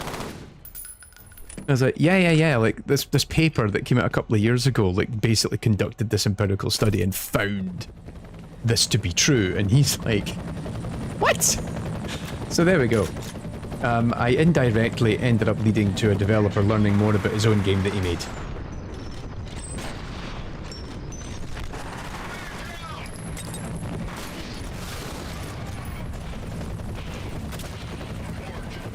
Yeah, let's just rush him. Best defense is a good offense. Noticing some of the effects are a little wonky. I wonder if it's something to do with the shader hacks that I've got installed on this machine. I actually have a couple of shader rewrite programs installed. Oh! Which is actually so that I can run a mod for an upcoming game.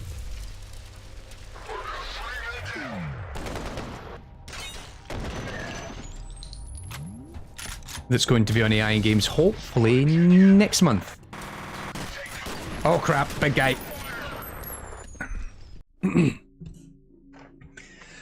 Floyd says, I've never played F.E.A.R. Does it have any other enemies other than humans? It does. To explain what they are. Oh, nah. Would kind of give away the third act of the game. But there are increasingly armored humans and then also slightly robotic humans. towards the end.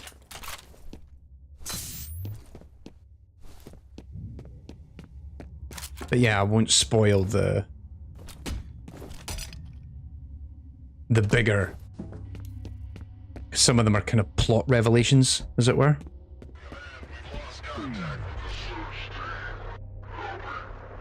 No, that button.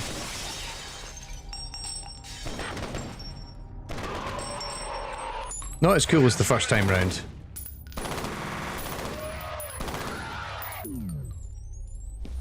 Where I literally shot a man back through the window, which I swear to God is probably one of my favourite things I've ever done in this game. Right. I need to remember to save my checkpoints, because we're just having to redo the last like 5 minutes of this game.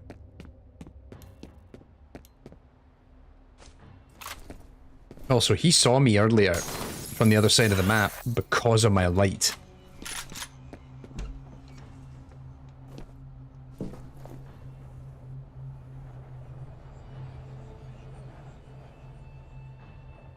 I know he's right underneath me.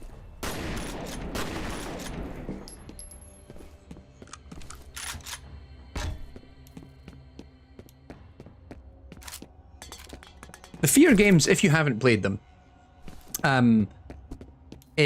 I think, you know, the F.E.A.R. games I think are quite fun because they do provide a bit of variability. Although to be fair, I think the combat never really peaks after the first one. Or rather, the combat peaks with the first one.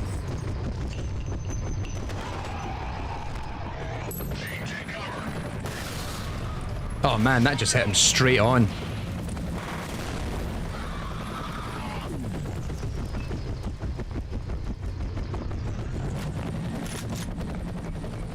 And they are all very dead. Oh yeah, quick save, F5. That's the button I'm looking for.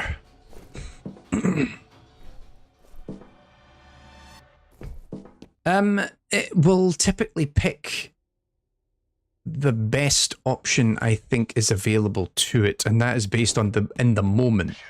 But there's no guarantee that that is still the best option, like even half a second later.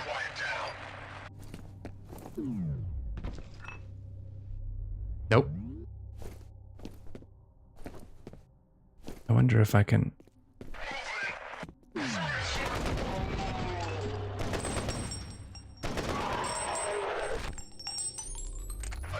Because of course the actions that it's selecting are based on its goals, and its goals are utility dependent. So a goal can change very, very quickly. It can go from doing one goal to the next. Did he?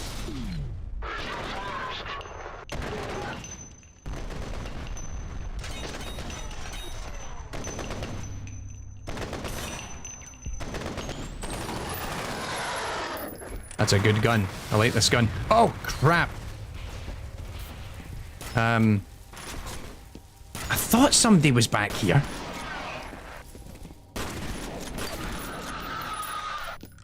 Oh, jeez. I've still got quite a few med kits, so it's alright. Quick save.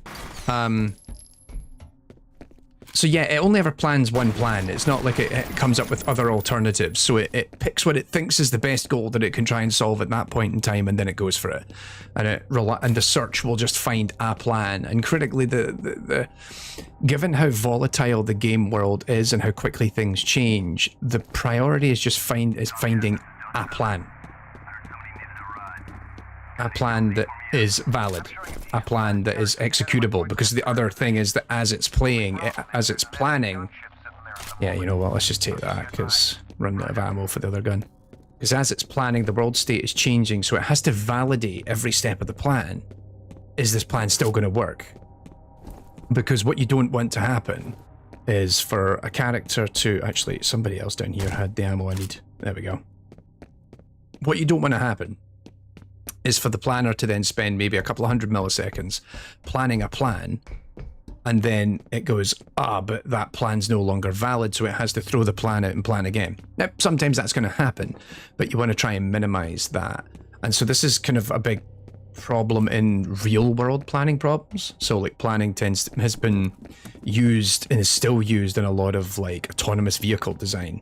So like the actuators and the real-time control is often now done by machine learning because they've figured out how to maximize that sort of thing. But the long-term decision making is still often done using planning because it's a very nicely defined human-controlled model.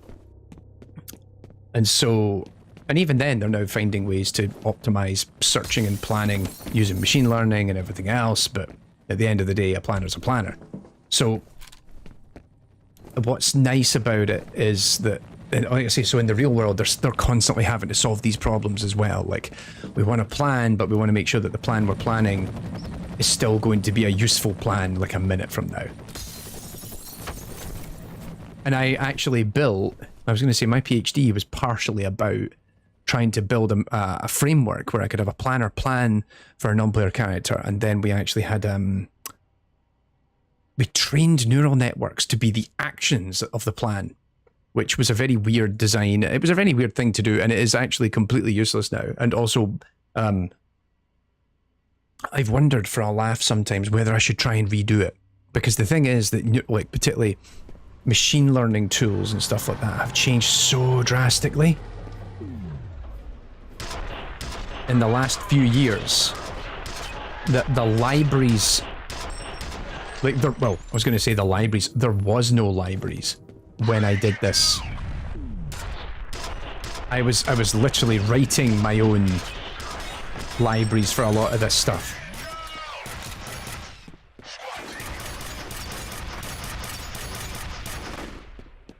I wrote my own little, oh no, heal, ML library to do a whole bunch of stuff because there wasn't any to do this when I did my PhD back in the day. And so it was, I'm like kind of thinking, oh, wouldn't it be fun,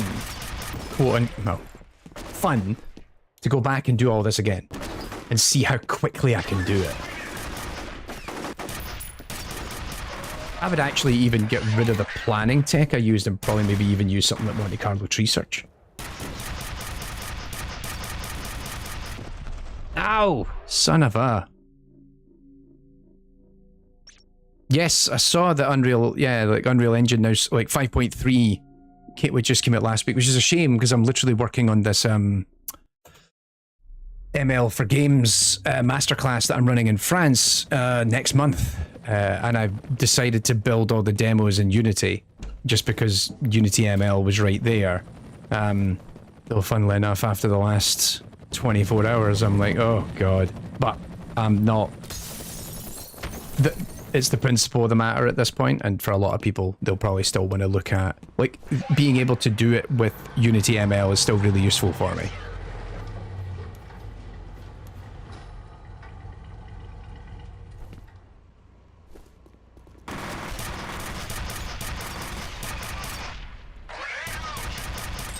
Oh crap, jeez, that went straight for my head.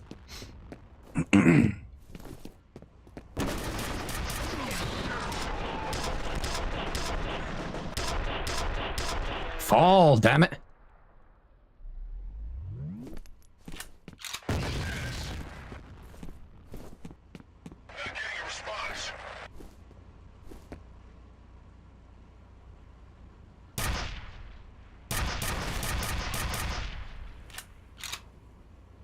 Where's the big dude?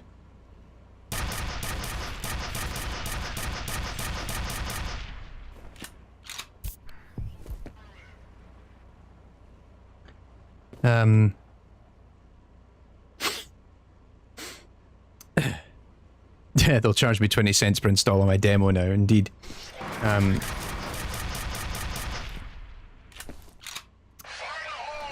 Uh-oh. Oh, crap! Oh, that was close. Hello. Headshot.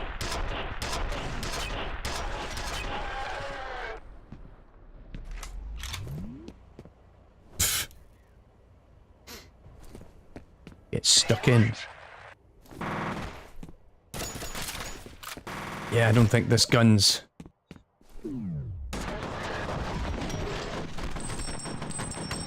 Let's use this gun.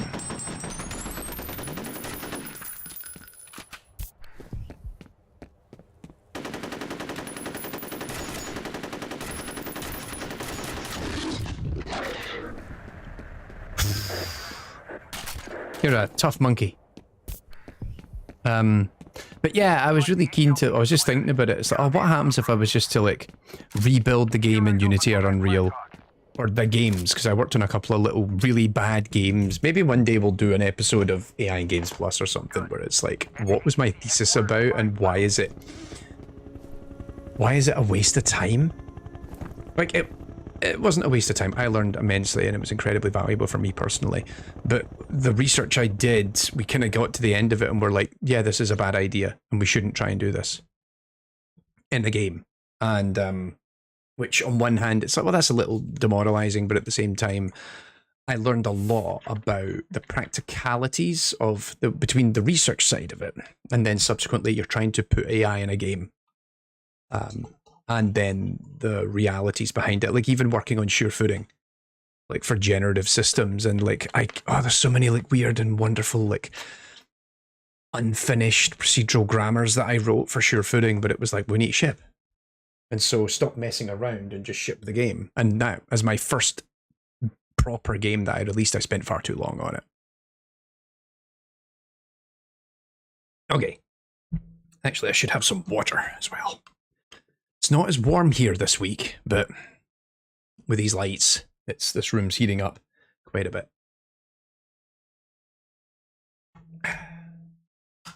Okay. Oh, this is infiltration. This is a good... I like this one. This is the one that starts with us breaking into the office building.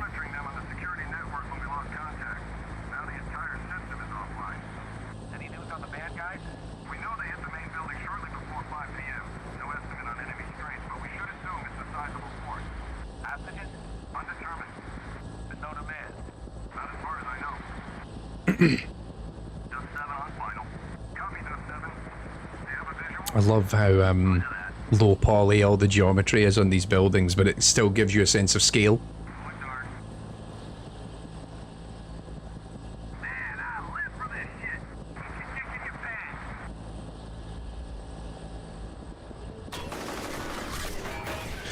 Contact! Oh.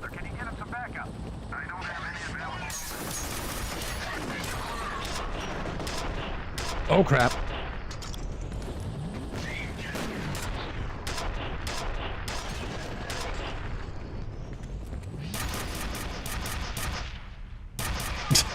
Come on, buddy. Drop dead. Do me a favor. Come on, you can do it.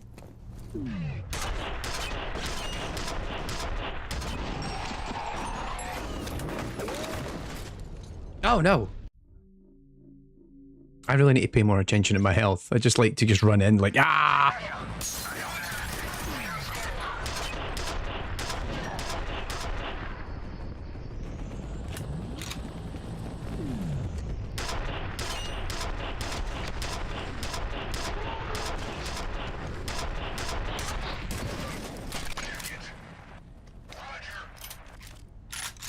I have a lot of shotgun rounds. I should use them.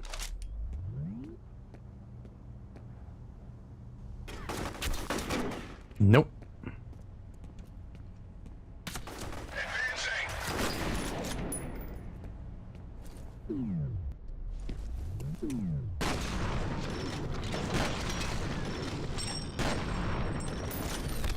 Ah, what? Not again.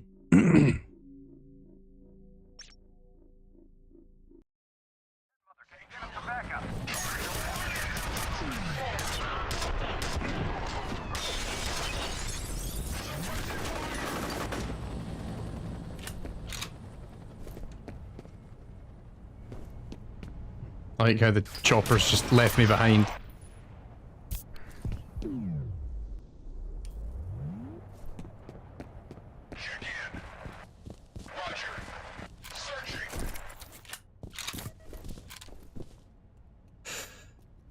Hey, quick save it.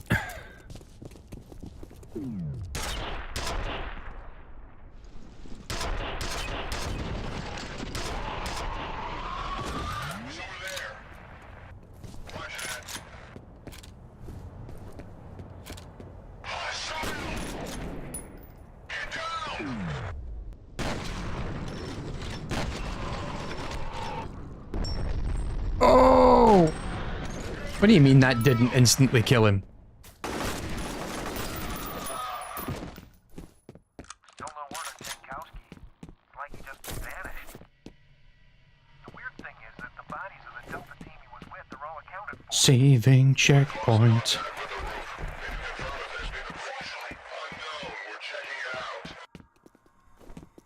Oh, wait here a second.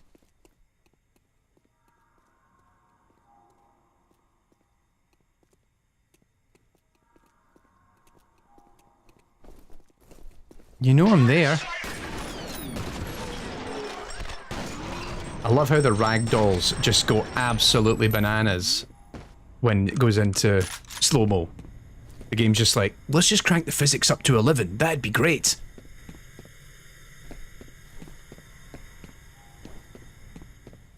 This is actually still quite early on in the game. I think we're only now maybe about approaching the 40-50% mark of the overall game, I think. I do think a legitimate criticism of F.E.A.R is that there could be more stuff. That there's... The combat, while really fun, does get very samey.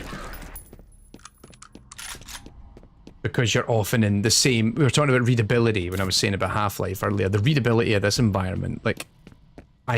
It's fortunately difficult to lose sight of the main trajectory in this game, but it's still possible, which doesn't help.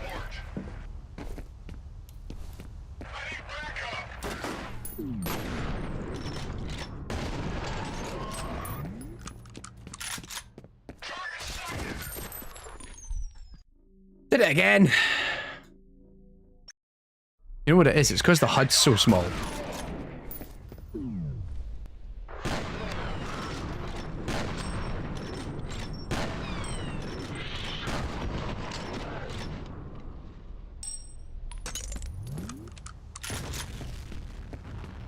Yeah, he is very dead. Guaranteed. Where'd the other one go?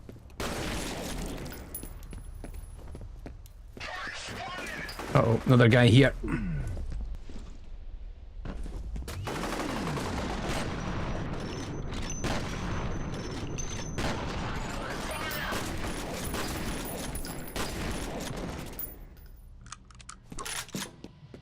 Yeah, did ya? Oh, that's another combat encounter in there. Hold the phone. See, I knew there was another one. Well, thank you.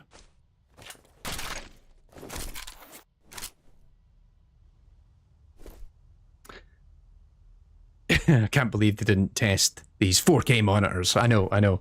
Like, even then, just trying to get this to run in a nice resolution. Yeah, because I'm running a 4K monitor here, and it's like, oh my goodness. So frustrating. You know what? The next video coming out on the channel that I'm doing is... Nope.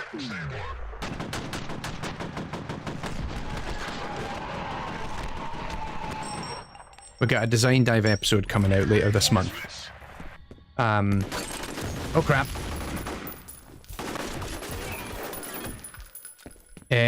I finally am doing the fourth episode of Revisiting Evil. So we're going to be talking about Resident Evil 7 and 8, and that's coming out in about a week's time, week or two's time. It'll come out before the end of the month. I'm literally editing it. I did a chunk of the edit today. But trying to get Resident Evil Village to successfully render at 4K 60 on this monitor was an absolute pain in the teeth. It would frequently crash. I've found a couple of games crash a lot when you run DLSS at the same time, or like actually I was playing Marvel Spider-Man as well on this monitor, and I was getting issues with trying to run it at 4K 60. And I found actually the solution to get it to work and behave was to turn off DLSS. But yeah, such a pain. So yeah, I was like, I've already played the game already on Xbox, and I recorded a whole bunch of footage while I was playing both 7 and 8 when I was playing them on Xbox, and then it was like, I just want a little bit more footage, and I wound up getting a cheap copy of Resi 8 at the Steam Christmas sale or something like that, and then, but it was like, oh, this would be easier if I just boot the game up, start a new playthrough, and get this bit of footage that I want. Because this is always one of the hard things, is like, it's good for me to play through a game before I make a video, because then I've got all the checkpoints and I can go back and replay, but at the same time... Oh, good lord! That was an amazing throw. Did you see that? As soon as I came around the corner, like... I'm like, no. That was pretty insane. He did it again! Oh, it was a different one that did it this time.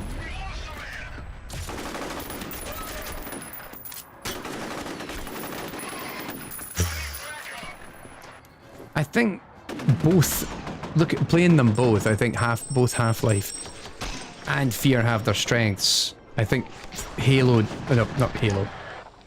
F.E.A.R, Half-Life does a better job of setting up, of a little bit of pacing, of scene, of establishing characters, of also the supporting characters, which F.E.A.R has none. But man, the combat sequences I think in this game are often just more intense. I actually think just having the slow-mo as a mechanism for you to use is an incredibly fun, which actually gives it so much that it gets for free, just by virtue of the fact that when you're overwhelmed by AI, you can just slow-mo and then...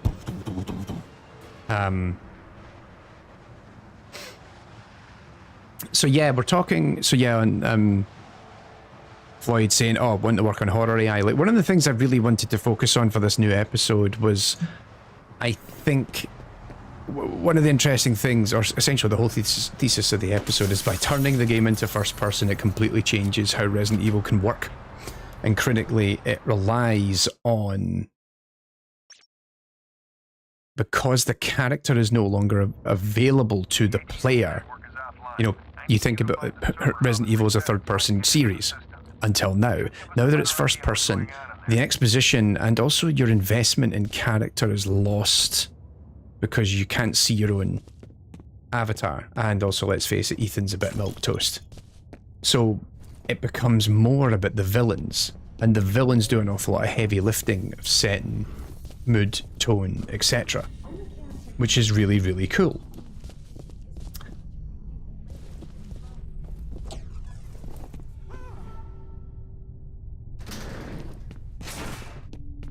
Oh.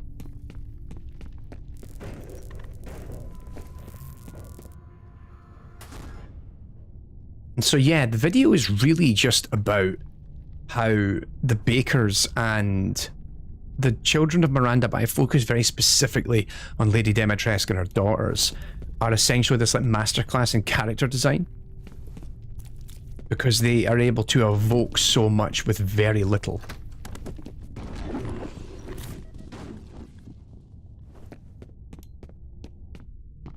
Stay out of my way. Oh. I'm seeing things. So yeah, that's what the video is about. It should be out in about a week or so. Patrons should... I'm hoping patrons will get it either at the end of this week, if not very early next week. I've got the game jam, of course, starting on Friday, so that's kind of getting in the way of video production. But at the bright side, on the bright side, we've got the game jam starting in 2 days, which is exciting. I wouldn't be able to participate just because I've got so much going on, but I'll be keeping a close eye on what everyone's up to. The data's uploading now. Data's uploading now. There's a reference to something called Icarus. It says here that it was a bioengineering program that started in 1973. Something about health issues related to... But yeah, I haven't actually done a design dive episode this year. So it'd be nice to... I actually have 2 planned for this year, and it's September, so I should really get on with it.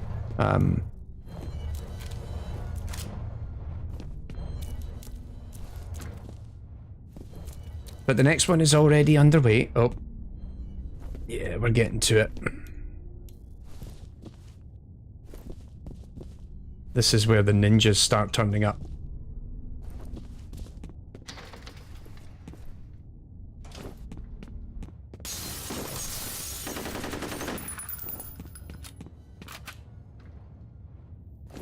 Ninjas. Alright, ninjas.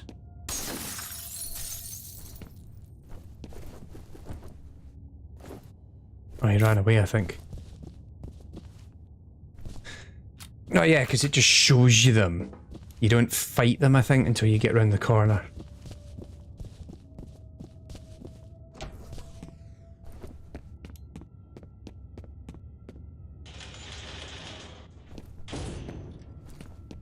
Yeah, your first ones are up here.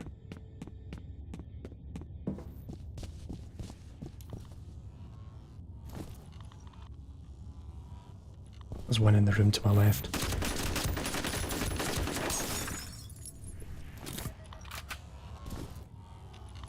You can hear them very faintly.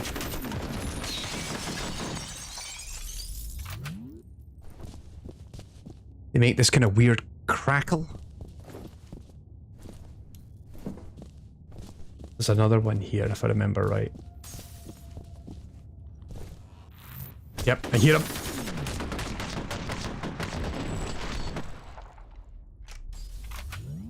No. Crap!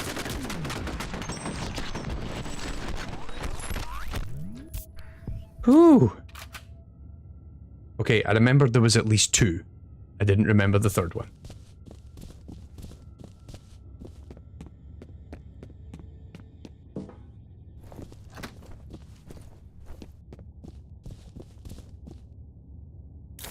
Yep, I'll take that. Thank you very much. You have 3 new messages.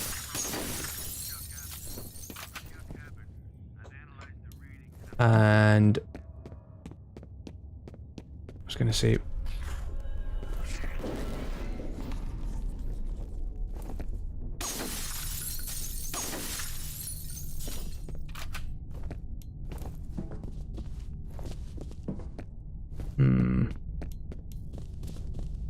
can't see a thing.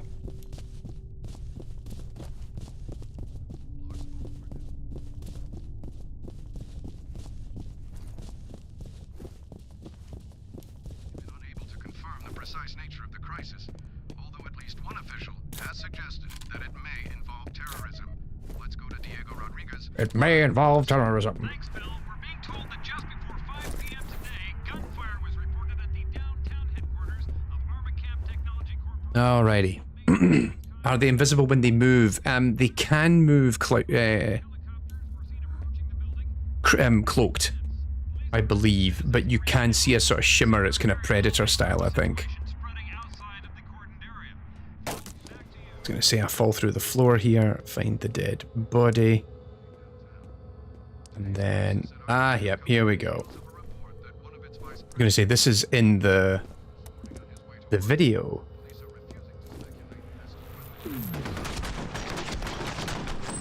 I think because I've messed around with the shaders, or the shader compute pipeline on my computer, that they're not actually showing up properly when they're cloaked.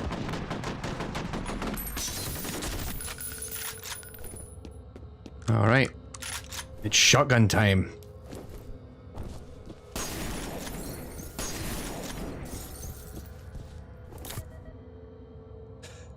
Whew.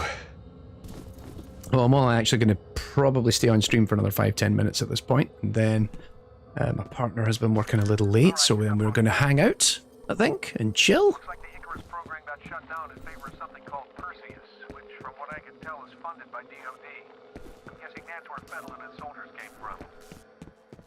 Oh yeah, so this is you go this way, and then we're going to have to come back through here, and we get ambushed on the way back. Don't shoot. My name is Norton Mapes. I'm an engineer. Shit, it's a civilian. Give him a comm link. Hello? Who are you people? The good guys. Are you alright?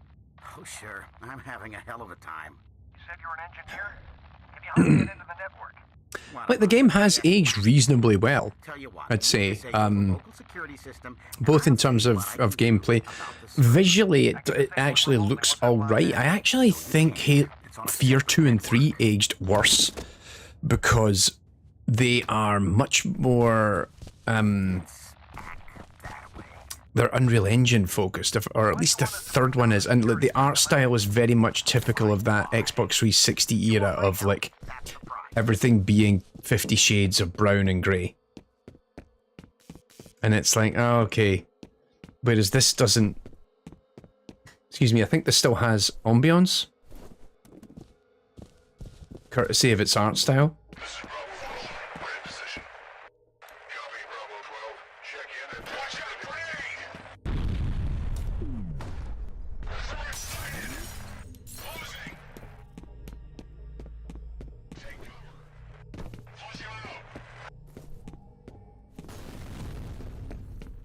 They think I'm over there.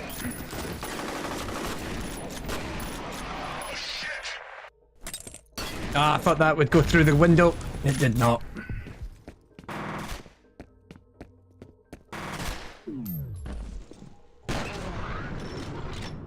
Bunny hop.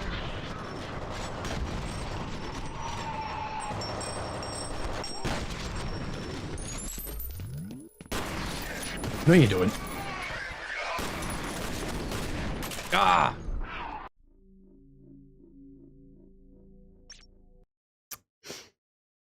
want us to bring down the security system anyway?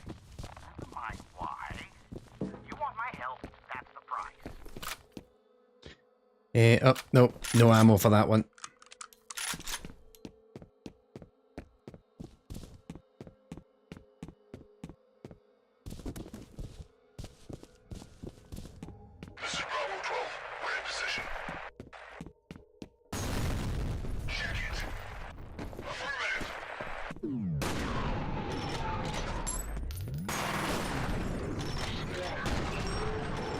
Knock, knock.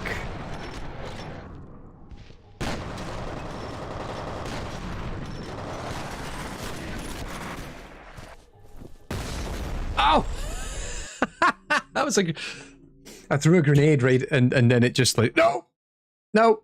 That was bad. You want us to bring down the security system anyway? Like, he rushed me as I threw the grenade, and it just connected straight with his skull. So that was... a perfect combo.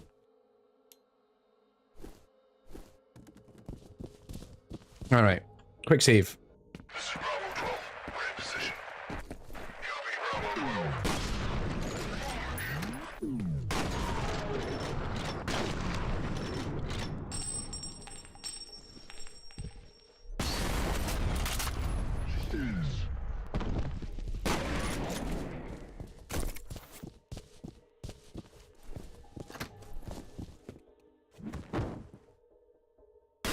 Can't he hit me from here? It's bulletproof.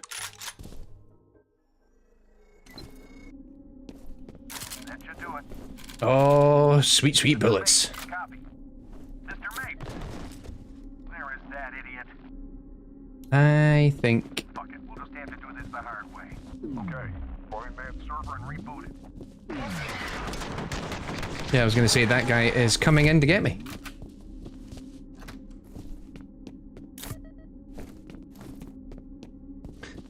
Nice.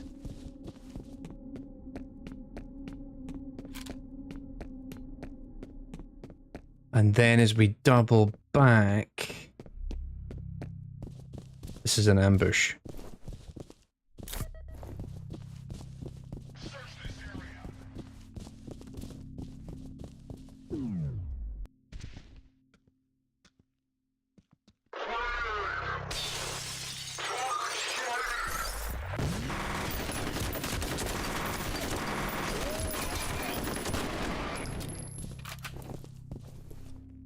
There we go.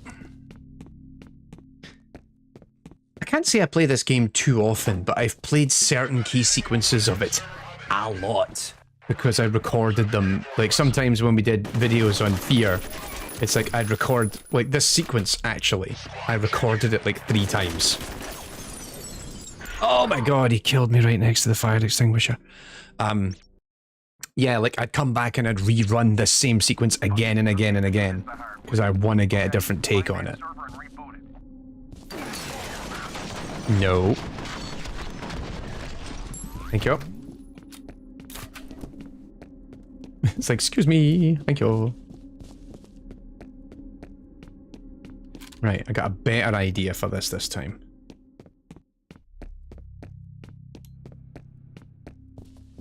Quick save. Grab the medkit. Actually, quick save.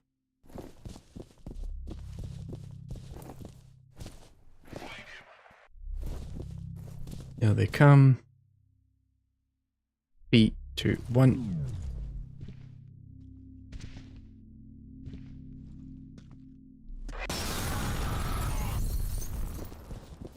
That did it.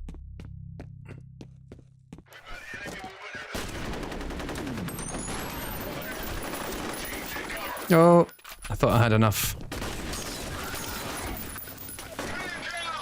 Slow-mo. I did not.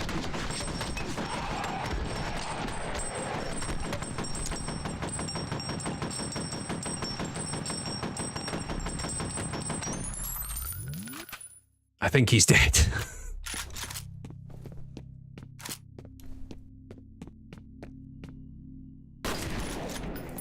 Double tap. This is Jen. We're on the roof. Heading inside. Copy. Proceed to rendezvous.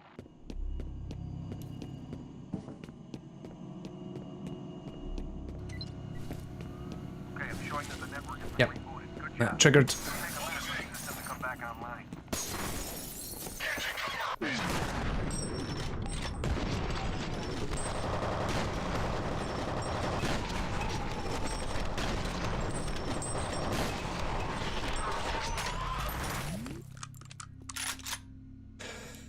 Whew. Where is he? Oh, he went in the room.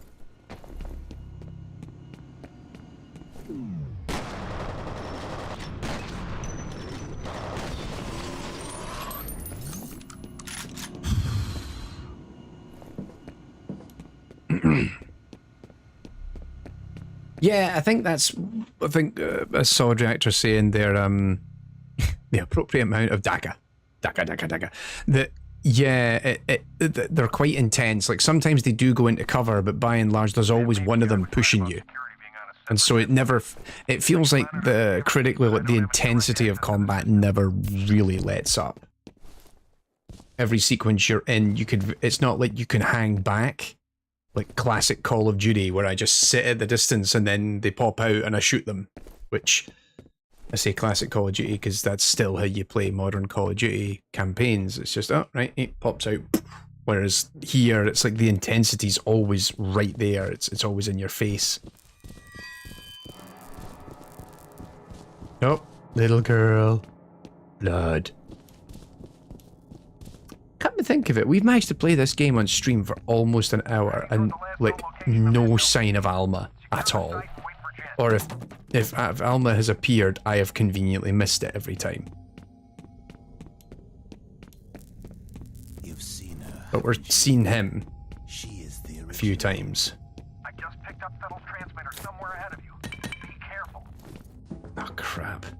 I was made from her, and I was born from her. We are separate, but we are one.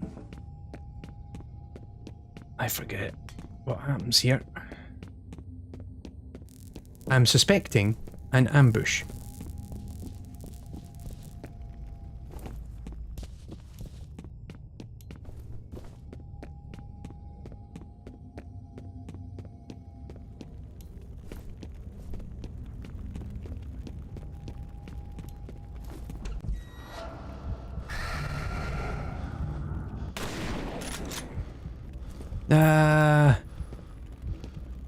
Creepy ghosty segment. Screams of babies.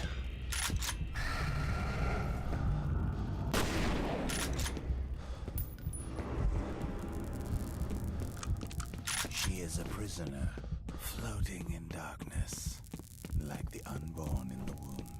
Soon I will find her, and I will set her free. Shit, I lost him again. Fuck.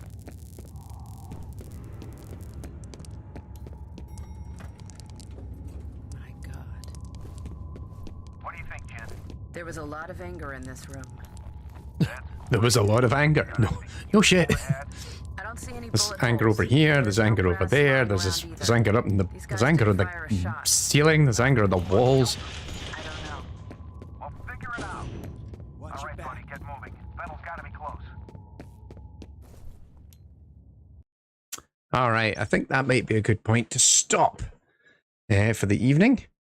We got a solid 2 hours of gameplay there. That was good, and our stream largely held up as well all the way throughout the night, which is quite impressive.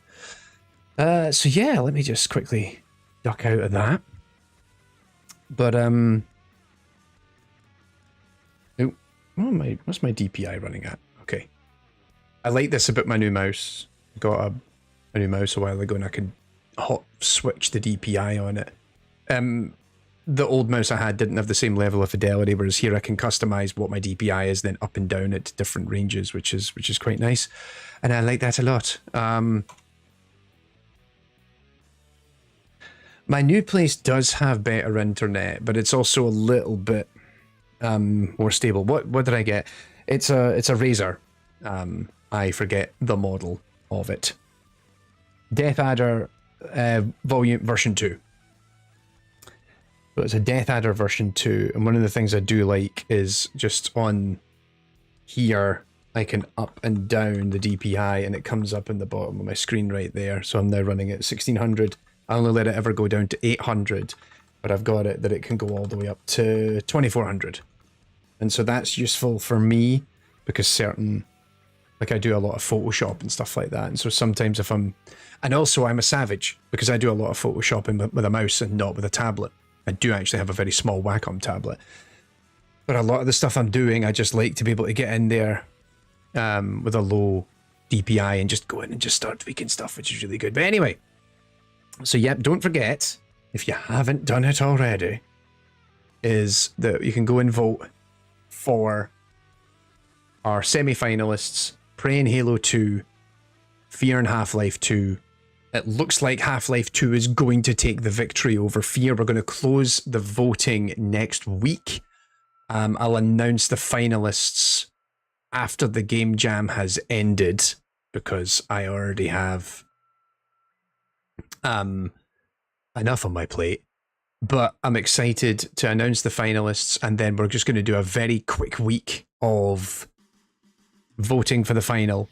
And I'm going to try and stream both of the finalists individually, and then we'll announce the winner. Then we can do something else on Player Choice, because this season of Player Choice that we're doing, this best AI in a first-person shooter, it was only supposed to last. I remember we came up with the idea with Model AI, and they were like, "Oh, it'd be really fun to do in the spring." I'm like, "Sure thing." And then just so many things happened. And then it was like, hang on a minute, it's September and we haven't finished this. So my goal is to finish this season at the end of September. And I feel like what I need to do then is whichever game wins, if I can, we make an episode about it of AI in games. And it's, all right, here's the AI of Prey, here's the AI of Half-Life 2. Which I don't think there's ever been any information about the AI of Prey, but I did have the pleasure of meeting Dingu Bakaba, who's like the creative director of Arcane. And he was like, "Why have you never made a video about one of our games?" So I'm just going to hunt him down at this point and go, "Mate, let's do a video on the AI of Prey." And we'll make it happen. Best director AI in a game with 4 in the title. So that's Left 4 Dead, Left 4 Dead 2, Back 4 Blood. And we could do it in a night. It'd be great. Alien ISO late for the turn. What else? Actually, one of the ones I joked about in the opening Player Choice trailer video that I really want to do is people's favorite Halo Hitman map. That's one I think would be really, really fun to do. So just look at the whole Hitman world of assassination And also, I'm going to open this up to patrons, whatever who are on the player choice committee. So if you're an early access tier or higher, we're going to open this up. I'm going to have a conversation at the end of the season. Because also, I need to get all your votes for each of the rounds, so we can also get what the patrons' player choice would have been alongside mine. Because when we announce the finalists, we're going to do the final, here's the winner, but then I also want to do like a follow-up of like, here's what patrons voted for. And then critically, I might do it as a separate video or do it as a stream of like, here's how I would have voted if I were you. Because I'm interested to, because already I know, because we did get the patrons to vote for the first 2 rounds, I think, their votes are not the same, which is kind of interesting. So I think that'd be quite fun to do overall. And, but yeah, like I was actually thinking, oh, wouldn't it be really funny if like, we did, like a Hitman series just for like over the Christmas break or something like that, where we get you all to vote on what's your favorite World of Assassination maps, and then I play each of them for a bit, because I just really want an excuse to play Hitman. I'm not gonna lie, like I haven't finished Hitman 3 yet, and I really need an excuse to go back and do it. So yeah, perhaps that would be a good idea. Okay, so according to the chat, an episode on the AI of Prey is long overdue. All right. Well, we might have to make sure that, well, it's the player choice. You guys have got to vote. Maybe I don't know. We'll see. I'll put the feelers out. Actually, I might actually reach out to Arcane and see if we can get any interest from them. Because, yeah, I remember chatting with some of the folks who worked on Deathloop at, we were at, where was I? Where did this happen? Develop last year here in the UK. I was there, and because they were doing some postmortems, I believe, on Deathloop, and I got chatting with some of the devs, and they were really, really nice. I think that's kind of critical to point out. Although, come to think of it, now that I think about it, I don't think Dinga worked on.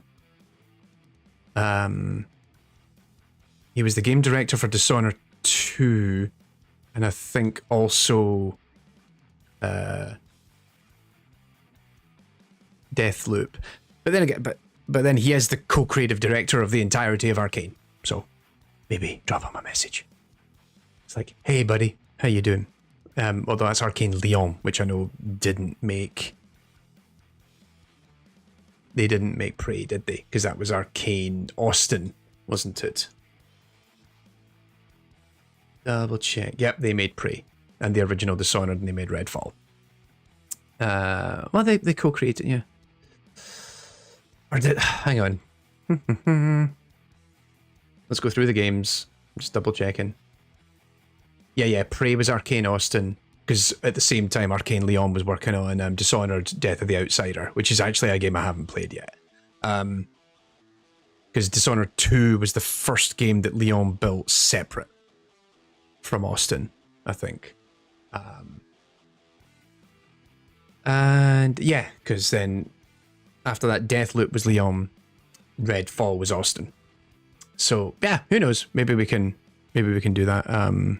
I do think, yeah, like has been recommended, doing stealth games as a season, I think would be quite fun. I do think what would be fun is also maybe looking at like design dive episode on like what makes good stealth, which I'm pretty sure is already a Game Maker's Toolkit episode. So Mark's already probably beaten me to the punch on that.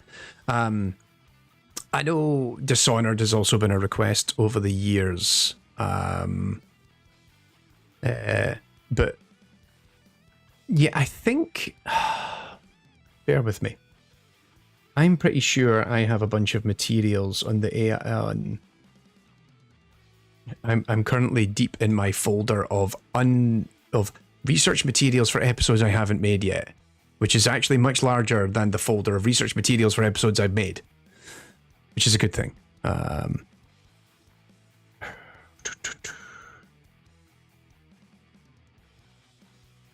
Let's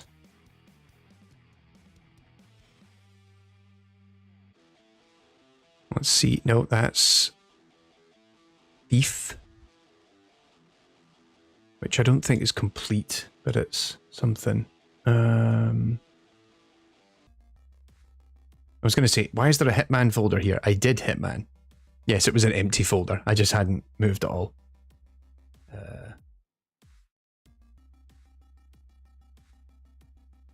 I have something on the AI of Dishonored 2 somewhere.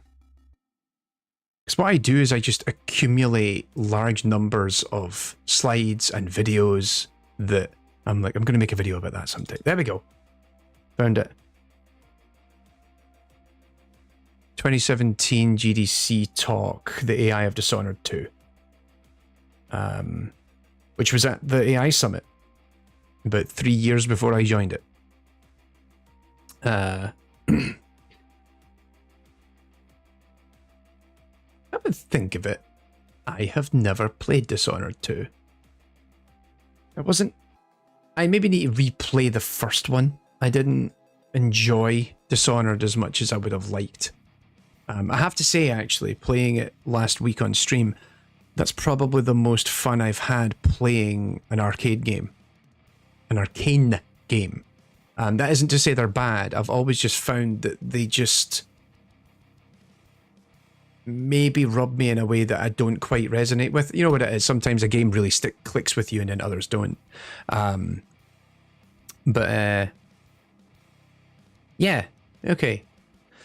There's already, I mean, patrons know. We heard about this and we had the production meeting last week. If you've seen the recording, if you watched it, if you read the newsletter, production is full for 2023. Like, we have so many videos, and that doesn't include the videos that I didn't tell you about. There is actually another video that isn't in the production list right now. Actually, there's two, because I'm writing another AI in Games. So I'm writing another AI in Games Plus episode right now about the generative AI thing, because funnily enough, the video I did last week is the fastest viewed video in AI in Games Plus I've ever made. It's actually my number 3 most watched video ever. And that channel's been around for a few years, because remember, that used to be my Smoke and Mirrors channel when I just used to post the reviews there. That video was popular, and I've got more to talk about, so I'm doing that. But there is actually a secret episode of AI in Games that I'm working on, which I hope to get done by the end of the year. And I was literally chatting with someone who's helping me with it a little, which was really fun. If we do it, I think it's going to be awesome. Anywho, right. This stream has went on a little bit longer than planned, but thank you all very much for watching. Don't forget to vote. You can vote in the poll, which is in the description. You can also vote in the community tab. Go and vote there. But yeah, we'll come back. We'll have a little. We're so close to the final. We're so close to the final, and I'm really interested to see what you vote as the player choice.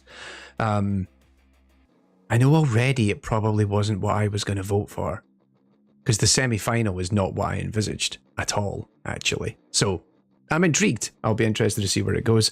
But yeah, thanks for tuning in. We'll maybe try and do I don't know. I was tempted to try and get on stream over the weekend. Because we were talking a little bit in the Discord server about, I was fancied having a look at Starlink. Starlink? Is that what it's called? Can't remember the Starfield. The biggest game of the year at the moment, and I'm like, Star something.